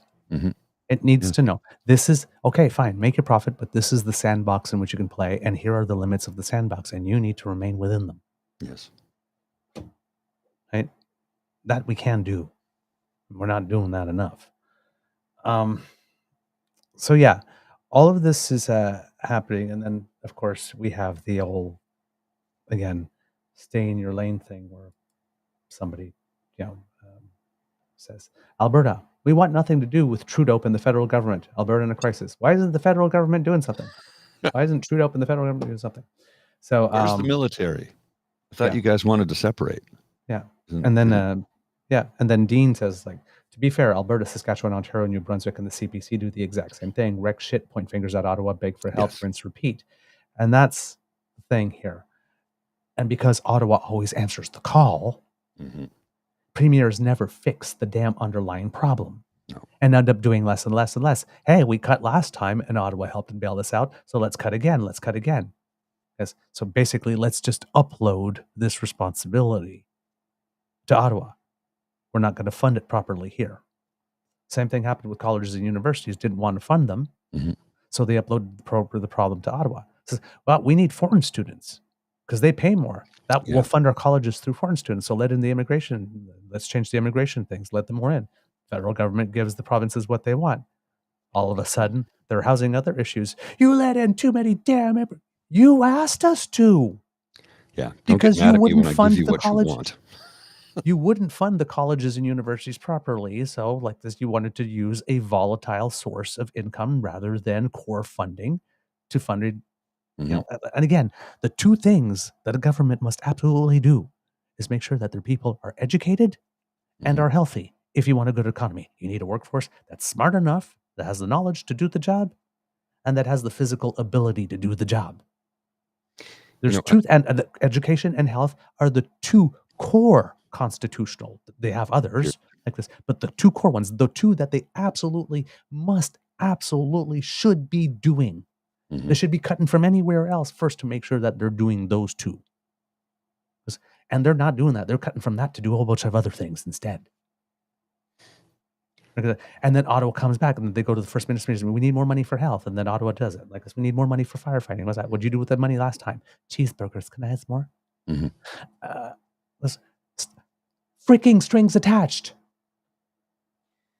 You know, Why be responsible when daddy federal government will always both save the Bail us day out. and pick up the bill? yeah, We need a new arrangement. Strings attached. it's got to be that way because I'm tired of this shit. I've had people approach me recently and ask me, why don't I, run for office? And I'm like, well, because number one, I like having a private life. Sure, I'm somewhat of a public figure, but We just, the prime minister thing. but I still have a private life. I can still go unfettered wherever I want. Number one. Number two, I don't want to live under a microscope. Number three, every sin I've committed in my past will be under that microscope. And come on, we were all young and dumb and full of energy at one point in time. You know where I was going with that. I remember the club days. There was a song titled that too. Yes. Well, and those are one of the things. Like I've made mistakes in the past, and as I've gotten older, I've learned from them, and I've tried to do better. When you know better, you do better.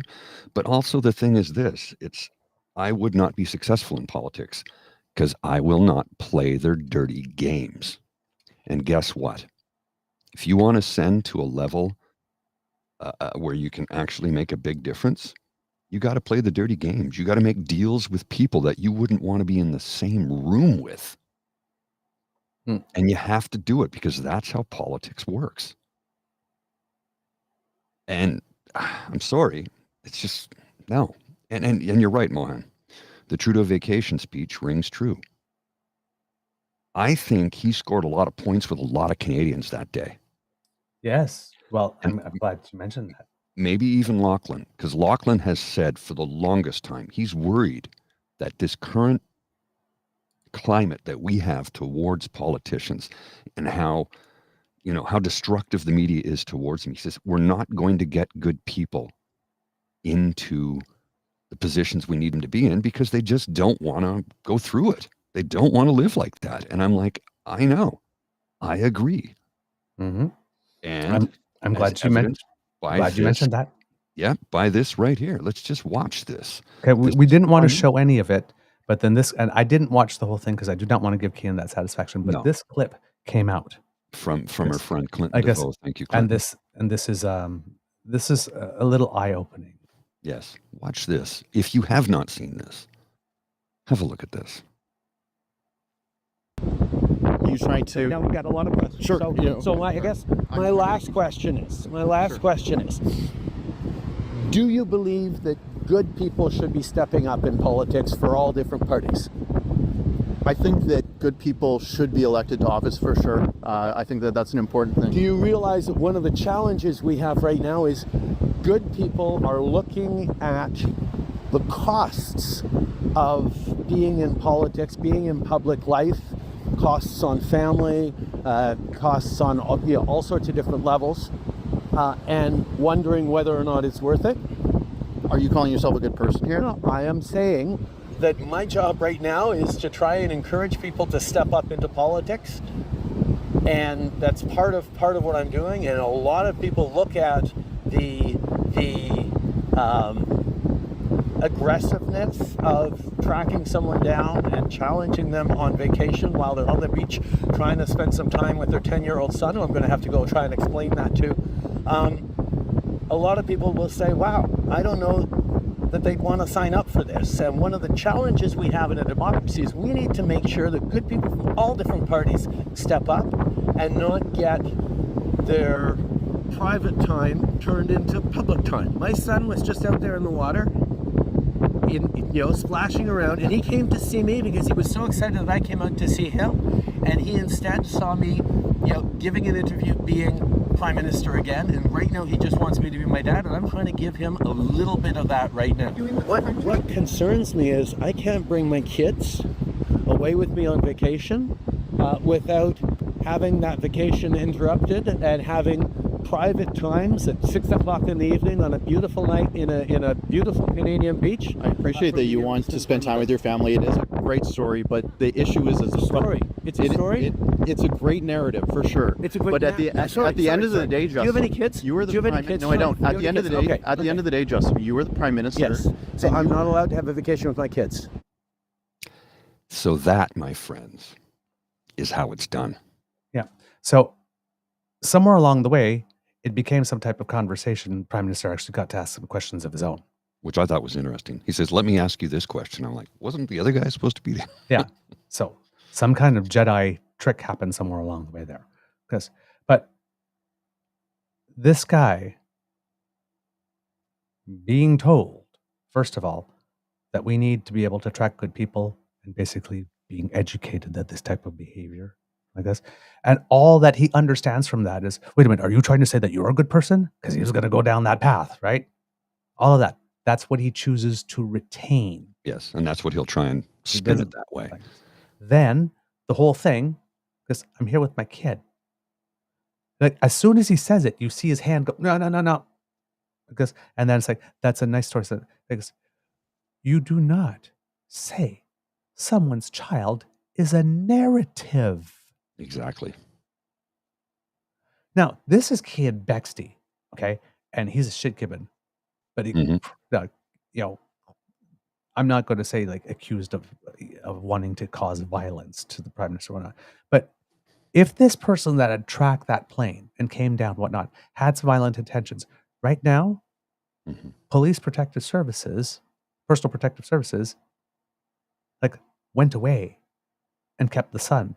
So the police protective the personal protective services are protecting the son. Who's protecting the Prime Minister? Oh, he had guys behind him. Yeah, they were behind him. Okay. Over there. Yeah, no, they were present. Okay.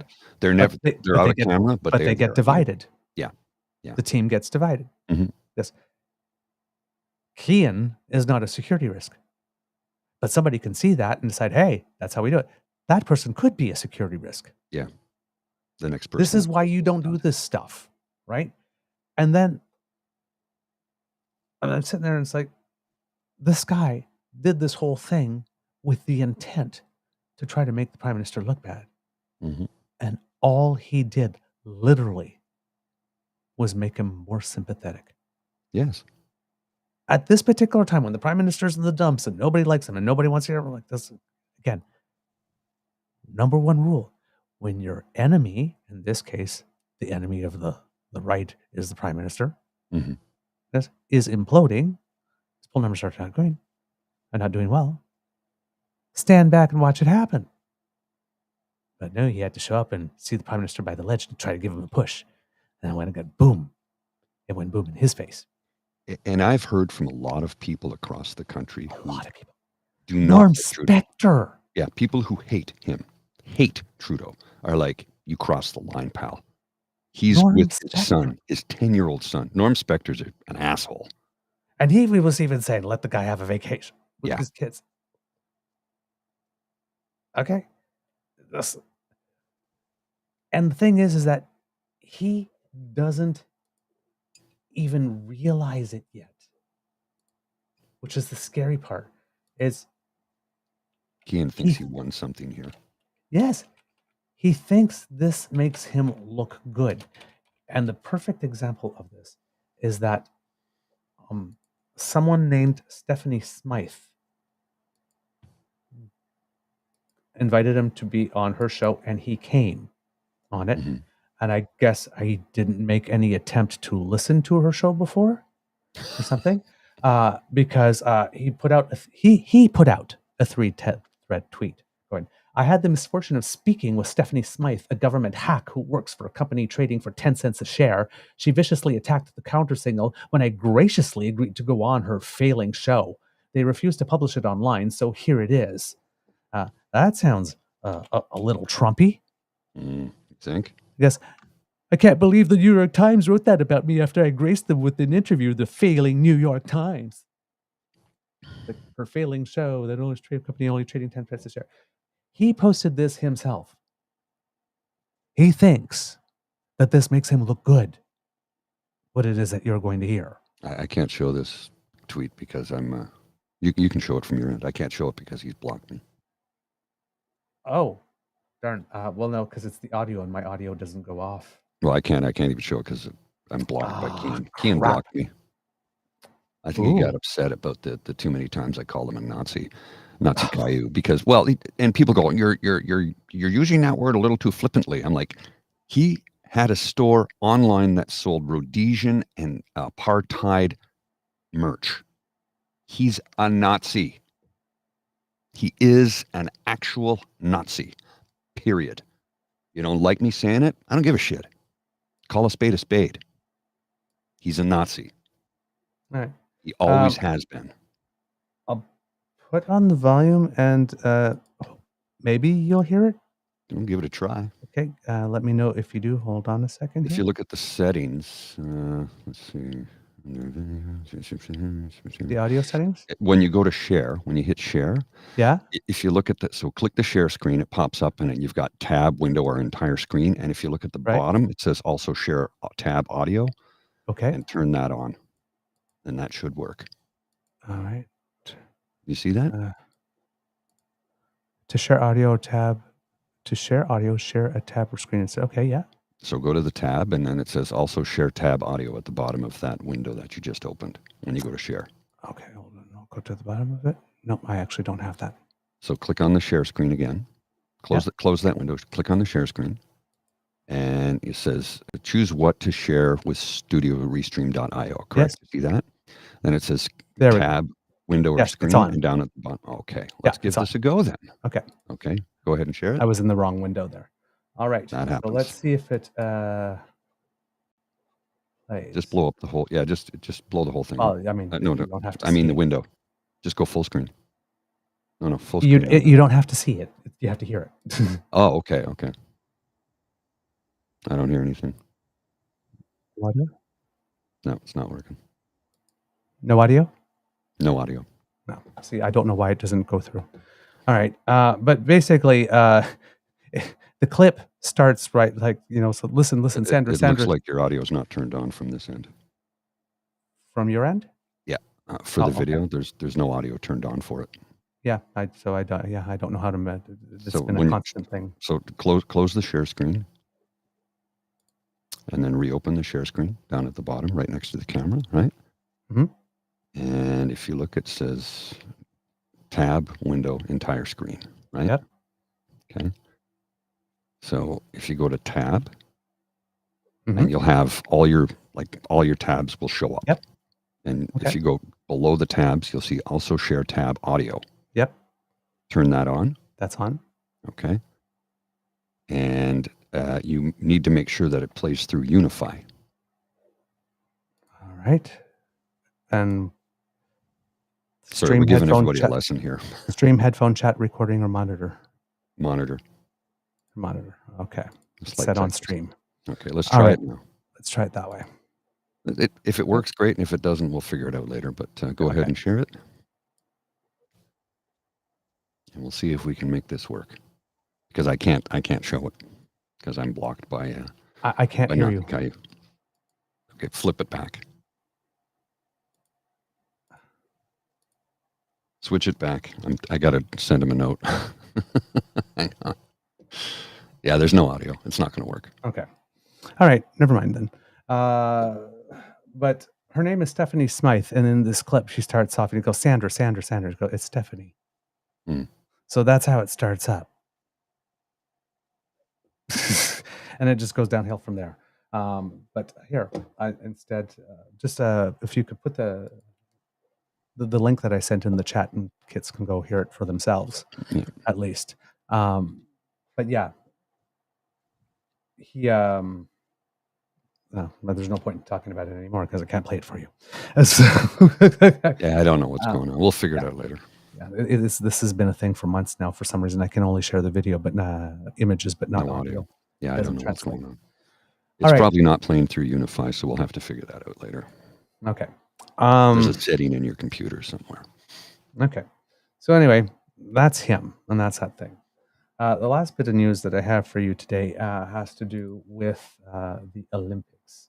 Oh, and by the way, thank you to Kit T. Wigmore again for the comment when we were talking about Danielle Smith. Really enjoying your compassion-based analysis here. This is the essence of being Canadian, in my opinion, not political sniping. So, thank you. I appreciate you taking the time to say that because it's one of the things that we try to make a conscious effort to do. And I'm sorry if Edith Petty in the chat has said things to me that I've since then that I've missed. Apparently, my chat was not scrolling, so anything that you've said over the last 25 minutes, I've not yet seen. That happens sometimes. You have to scroll it down. There's funny things with Restream. Before we go to the Olympics, I want to show you a thing from Polling Canada that was released yesterday, which I think you'll get a kick out of when you look at this. Fox News, Rebel Media, and the Beaverton ranked the 3 least trusted sources of news in Canada. The Beaverton is a satirical news website, a la the. Yes, I know. I'm saying Beaverton shouldn't even be in the list to start with. So I'm sitting there, I'm saying you put Beaverton in the list just to fuck with people, didn't you? Yeah, this is what I'm thinking, right? Because it's not a. But the Beaverton is still trusted more than Rebel and Fox. That's funny. Now, if you put that back up though, look at what the top 3 are. Yeah, okay, just give me a second. Yeah, the top 3 I think are pretty interesting. And what are the percentages? So first off, the Weather Network is number 1. It's 71%. Number 2 is CBC at 67%. Number 3 is CTV at 62%. And number 4 is Global News at 59%. And then the BBC at 49%, which is odd because the BBC is kind of like, for decades, been the broadcaster of truth. Right. So yeah. Number 2 is what again? CBC. And at what percentage? 67%. So 2/3 of the country trust CBC. Yeah. Huh. I think I understand why it is that Pierre Poilievre wants to get rid of it. Yeah. However, getting rid of an institution that 2/3 of the country thinks is trustworthy, not sure. Well, it that's doesn't play the political well winner that he thinks that it is. No, doesn't play well in their favor at all. And it's not playing well in French because Pipi spent some time in Quebec, and his rallies were protested. That didn't make much news in English Canada, and in Quebec, because there's not much love for him, they keep on repeatedly pointing out what I keep on saying, the deux langues du discours, that he keeps on saying in English that he's going to cut the CBC, but he never says it in French. And if there's one way that you can guarantee to lose Quebec in an election, is being accused of having 2 different discourses in 2 different languages. de langue du discours. This is the latest from the Beaverton. We're coming for you, the Weather Network. Thanks, Saucy, for that. All right, Olympics. Oh boy. So it was yay Olympics, and then oh god, drone thing, and then yay. It seems to be that it was an isolated incident. It was the video analyst and the assistant coach they was working under got sent home too, but she didn't know about it. And then Coach Beth Priestman didn't know about it, but certainly did not recommend it and had stepped away from that match. And the New Zealand chef de mission of the Olympic Committee said, "Oh my God, yeah, it's like Canadians felt terrible about it. It was really embarrassing for them." And then the match happened, and New Zealand scored first within the first 13 minutes. And you're thinking, well, there's some karma for you. But our team regrouped and rallied and had two very good goals, one in stoppage time in the first half, and then the second one, a super, super sweet slice kick from beyond midfield. It was beautiful. By Captain Jesse Fleming that cut through absolutely everybody. And the best way, I don't know what the term is in soccer if you use it, but it was like in hockey, there was a breakaway, pretty much, and went off Evelyn Vien's foot, who also had another great shot with 3 minutes in the final stoppage time.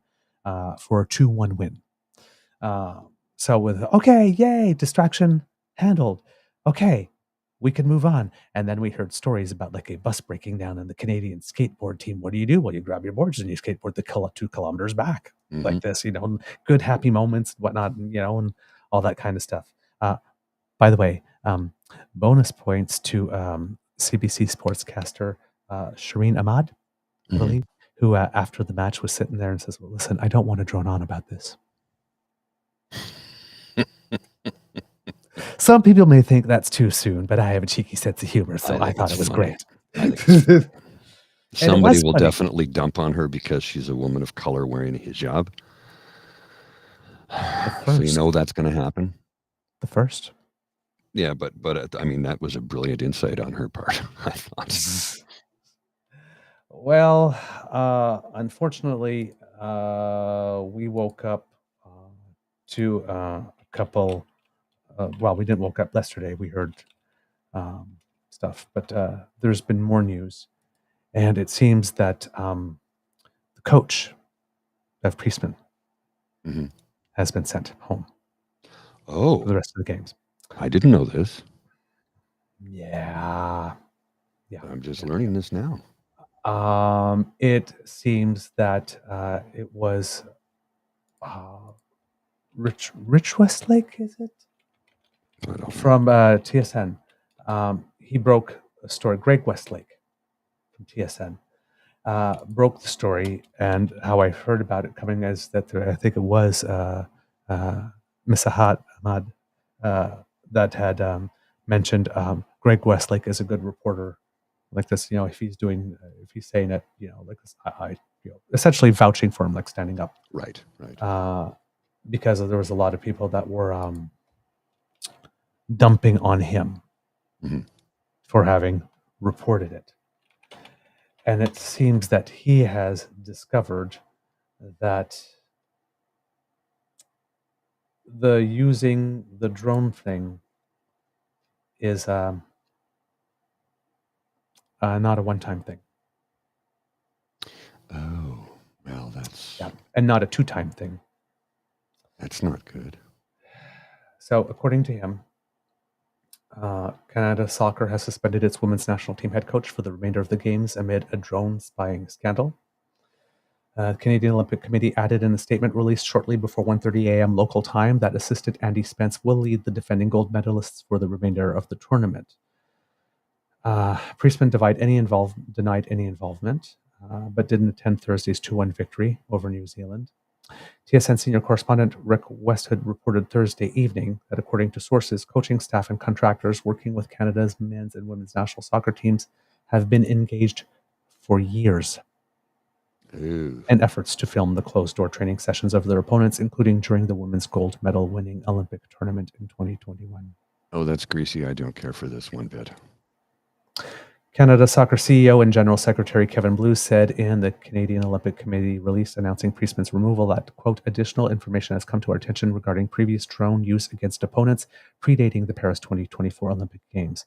He added Priestman is suspended from her duties until the end of the tournament and the completion of the organization's independent external review.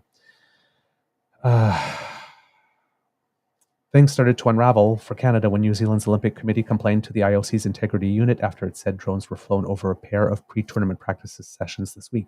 The COC said Wednesday that assistant coach Jasmine Mander and analyst Joseph Lombardi were sent home immediately and that it had accepted Priestman's decision to remove herself from coaching the opening match. Wow. Priestman says, my reaction was you feel like this program has let the country down, Priestman said. That's why I took the proactive step to do what I felt was the right thing. Irrespective of the details, I'm ultimately accountable. Now, there is more, unfortunately. Lombardi... Whoops. Hmm? There's one of these things when you open a new screen that sometimes the video that automatically pops up and plays sound. Yeah, I know, that's annoying. So this was annoying. So it threw me. It says that staff and contractors connected to the men's national team have also filmed the closed training sessions of competitors, one of the sources told TSN, adding that Canada used a drone to record a U.S. training session before November 15th, 2019 game in Florida. The U.S. won that game 4-1. 2 years later, Honduras stopped a training session in Toronto during World Cup qualifiers after someone spotted a drone overhead. Like you mentioned yesterday, right?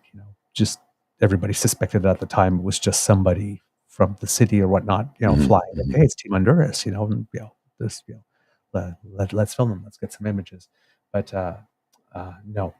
Back at the time, I think it was men's coach, John Herdman, said, I'd imagine there's probably a lot of people in Canada that fly drones.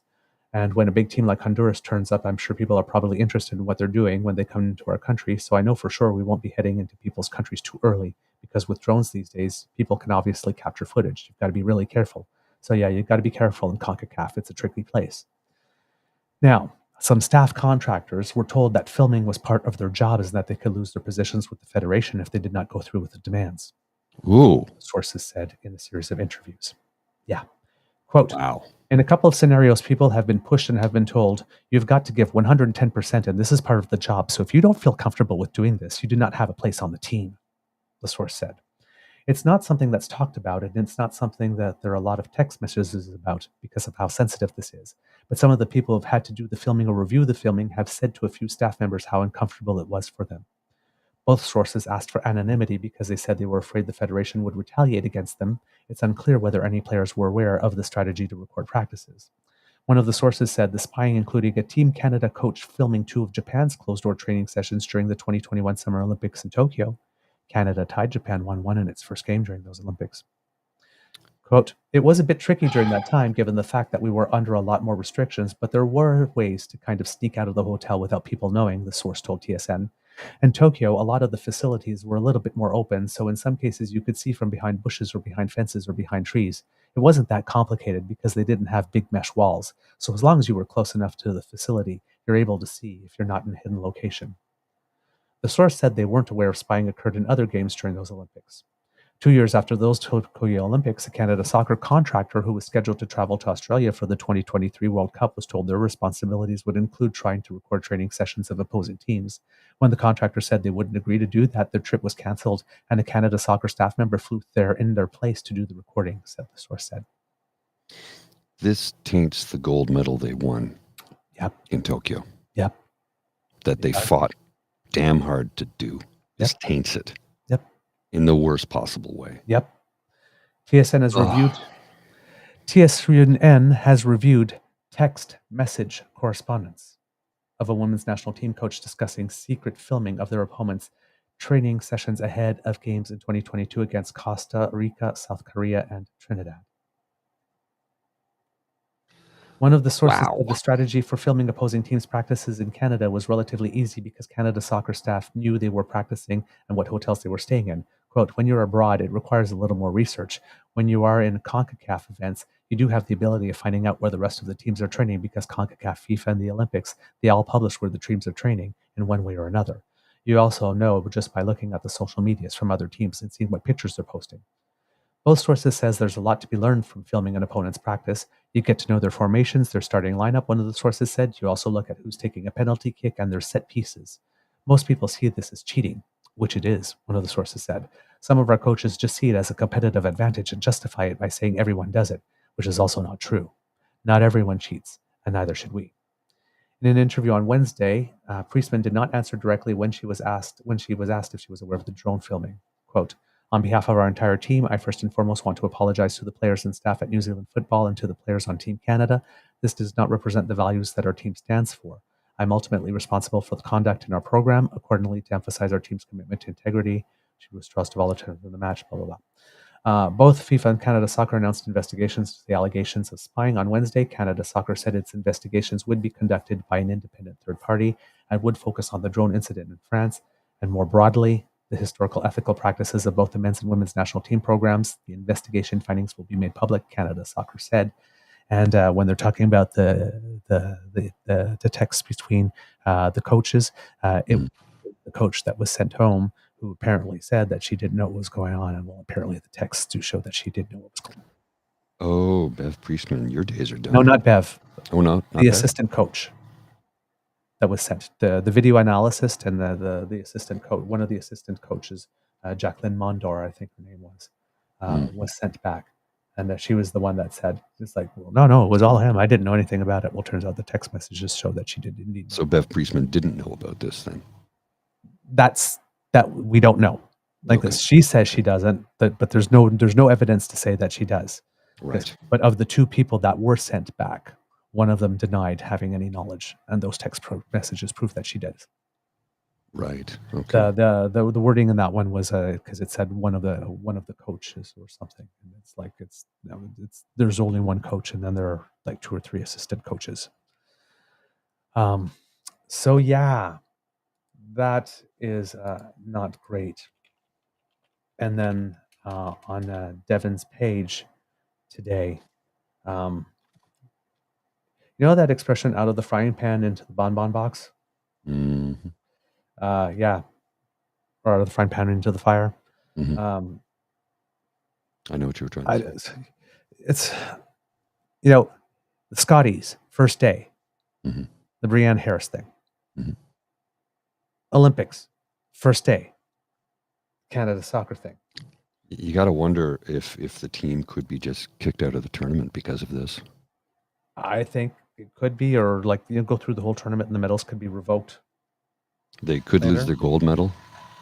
Maybe they're renovating in my building. Yeah, that might happen too. But the other thing, apparently, 2 hours ago, Devin Heroux, arson attacks in France have halted travel to Paris from the rest of the country and across Europe hours ahead of the opening ceremony. Reports indicate that over 800,000 travelers have been affected by 10 a.m. So somebody's trying to make a statement here. French Prime Minister Gabriel Attal said that attackers who struck early Friday hours before the opening ceremony of the 2024 Paris Olympics, quote, had a clear objective to block the country's high-speed train network. Attal said the vandals strategically targeted main routes from the northeast-west towards Paris. He said there will be massive consequences with hundreds of thousands of people stuck while trying to visit Paris for the games or vacation. Transport Minister Patrice Vergriet earlier described people fleeing from the scene of fires and the discovery of incendiary devices. There were no known reports of injuries. It was a, quote, premeditated, calculated, coordinated attack that indicates, quote, a desire to seriously harm the French people, French National Rail Company, SNCF, CEO Jean-Pierre Farandou said. The places were specially chosen to have the most serious impact since each fire cut off 2 lines. The attack occurred against a backdrop of global tensions and heightened security measures as the city prepared for the 2024 Olympic Games. Many travelers were planning to converge on the capital for the opening ceremony, and many vacationers were also in transit. While officials responded to the high rail network incidents, flights were temporarily suspended, and at the airport at Basel Mulhouse near the Swiss border was evacuated on Friday due to a bomb alert. An air traffic controller at the airport told Reuters it was the 7th alert since October, and it led to the cancellation of an Air France flight to Paris. By midday, the airport resumed normal operations. As Paris authorities geared up for a spectacular parade on and along the Seine River amid tightened security, the rail fires were reported near tracks on the high-speed lines of Atlantique Nord and Est. The disruptions particularly affected Paris's major Montparnasse station. Videos posted on social networks showed the hall of the station saturated with travelers. The Paris Police Prefecture concentrated its personnel in Parisian train stations after the massive attack that paralyzed TGV high-speed network. Laurent Nunez, the Paris police chief, told France Info Television. Some 7,000 Olympic athletes are due to sail down the Seine past iconic Parisian monuments such as Notre Dame Cathedral, the Louvre Museum, and the Musée d'Orsay in the Friday evening opening ceremony. And apparently at the equestrian events, Versailles has somehow been integrated. Sorry, we're going to have to cut this short. Yep. You can hear the noise. They're Yep. renovating upstairs. It's freaking the dog out. I got to take her outside. Yeah. So, all of that to say that it's not going to be just about the sport, I think, this year. Unfortunately. Yeah. All right. Kids and Cubs, that's the end of this episode of the Daily Beaver Morning Show. We hope that you love listening to us because we love listening to you. Remember, sharing is caring and word of mouth is priceless. So please tell your peeps and poops all about us. We really appreciate it when you do. If you would like to support us, please go to our pod page, which you can do thanks to the Ray Girl, podpage.com/The True North Eager Beaver, lowercase letters with a hyphen between each one of those words, or you can scan that QR code.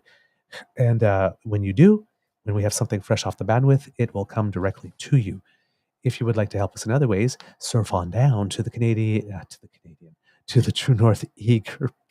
I got Olympics in Canada on my mind. To the True North Eager Beaver Media Incorporated YouTube page, where you can make like Kit Elaine and have a terrific day, or beyond terrific day, beyond awesome day even. And remember to smash that button. We have we have share, and subscribe. So please, sorry, I've got something stuck in my throat that's tickling me. That happens sometimes. And it's sorry. Like, share, and subscribe, and that helps us a lot. If you would like to support us in other ways, by, for example, contributing financially to make sure that we can keep on producing this wonderful show, then you can do that by scanning the QR code by Mr. Grizzly's head. That will bring you to our coffee page, where you can buy us a cup of coffee or hot chocolate, for example. ko-fi.com/eagerbeaver, lowercase letters, all in one word. And if you make a little contribution there, it goes back into the show. And we really, really do appreciate all the support. What's that coffee? ko-fi.com/ The True North Eager Beaver? No, just Eager Beaver. Just Eager Beaver. Letters. And all in one word. It's one word, Eager Beaver. Yes, Eager Beaver, yeah. So ko-fi.com/Eager Beaver. Because I want to put it on the screen here, so I want to make sure I get it correctly. See, excellent. There we are. There we go. Oh, how cool is that? Yeah. That's very smart. I like that. Or you can the QR code right and the QR there code next to my head. So please do. We really appreciate that. Because democracy is something that you do. Watch the Olympics. It's not really good for democracy, but it's good for it's good for the inner sense of rah-rah. If you get the chance to watch the opening ceremonies, it's going to be spectacular. I mean, it's one of the first times that parts of the whole parade of athletes are going to happen outside the stadium. So, and for people who like to watch NASCAR for the crashes, well, it's going to be an open air event, so anything could happen. Yeah. I had planned to. Sorry. Can you hear that? Yeah, I can hear that. I had planned to do some ASMR recording today. Clearly, that's not going to happen. This reduces sounds, but I don't have a soundproof booth. I mean, my God. But, well, here we are. No ASMR recording. And Lola, who never freaks out about anything, isn't freaking out. She's just trying to figure out where the sound is coming from. So I'm going to take her outside in a minute. Yeah. Of course, by-elections, not by-elections, provincial elections. So get ready if you are in British Columbia, if you are in Saskatchewan, or if you are in New Brunswick. Either volunteer for a candidate or just volunteer with your electoral body. So make sure that they go smoothly. So from the Beaver Lodge, this is your Eager Beaver saying, it could be a tough world out there. So please be kind to and gentle with yourself. There's no more Olympic competition to speak of today. It's just opening ceremonies around 1 p.m. Eastern time, and then we get back to a competition in earnest tomorrow. I think broadcast starts at around 5 a.m. or something like that. Yes. From the CBC. So if you're one of those people who set the clock and so I'll sleep when the Olympics are over, one of those couch riders when it comes to the Olympics, then you're setting your clock to be up for 5 a.m. Well, my dog will wake me, so it's no problem there. I have an alarm clock. Mr. Grizzly, do you have some words of wisdom for us? Yes, I do, actually. If you live in Alberta, and I'm speaking specifically to Albertans right now, let Danielle Smith know how you feel about her handling of this. Let Danielle Smith know how you feel about her cutting the budget. And yes, Jason Kenney did it. And yes, Rachel Notley did it. But what Danielle Smith has done, and her ineptitude and her sheer ignorance, has cost Jasper so much. No lives were lost because thanks to the Mayor Ireland, who said, we're evacuating. We're evacuating because if we don't, people will die. So he made the right call while she said to stay in your lane, I think is what was said. I have to find it. But either way, let her know how you're feeling. Our friends in Alberta.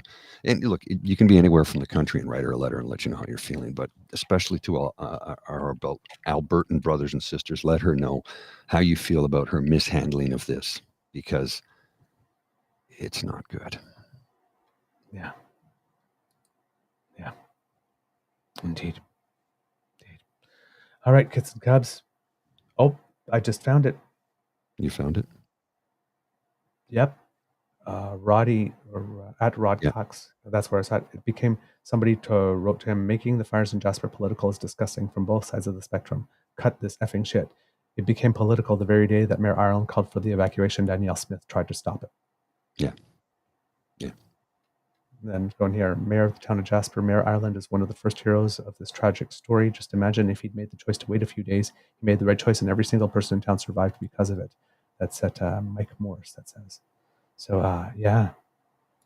I haven't seen her attempt to cancel it, but... Yeah, neither have I. And now it might have just been on a one-on-one conversation on the phone between them, and not in public. But it's come from a lot of sources. A lot of sources have cited it, so... But I haven't seen anything in the press yet.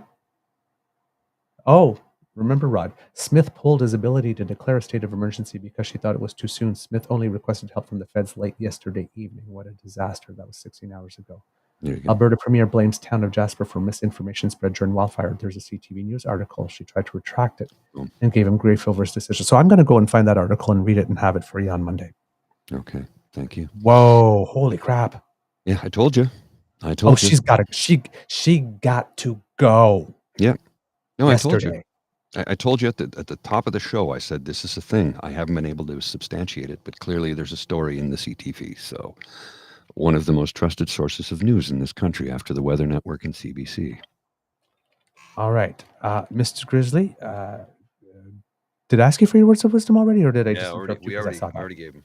Okay. So cue the cock and yeah. And you've got an Easter egg.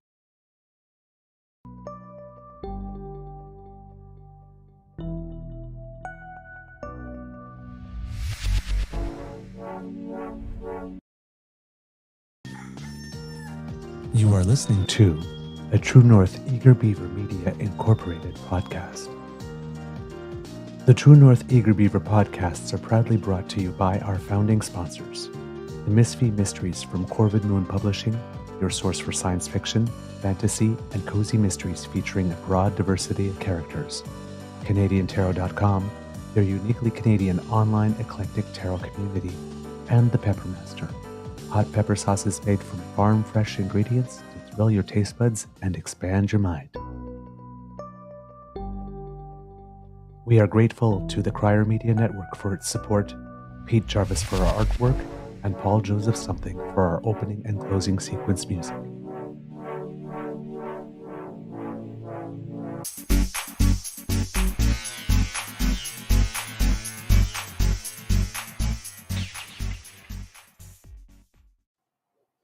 Sorry, I clicked the wrong button at first there and fixed it.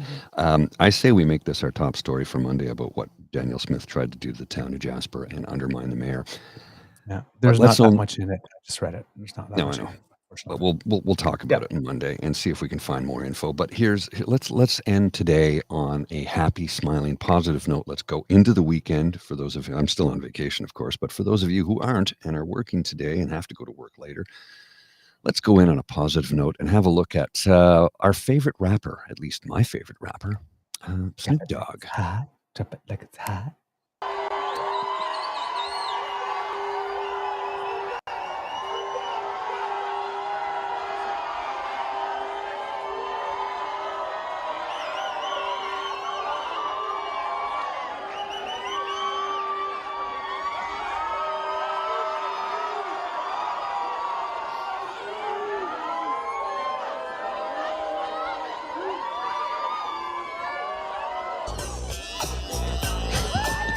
Et voilà. Un petit son de Snoop Dogg. I got to cut that because we'll get tagged. Yeah. But either way, I think it's pretty cool that Snoop has become a cultural icon. I remember when he first entered the game, if you will, and we thought of him as kind of a gangbanger. He never was. But he's mainstream now and has been for quite some time. Thanks to his friendship with Martha Stewart. But here we have Snoop Dogg carrying the Olympic torch in Paris and dancing to it. I think that is just awesome. He's and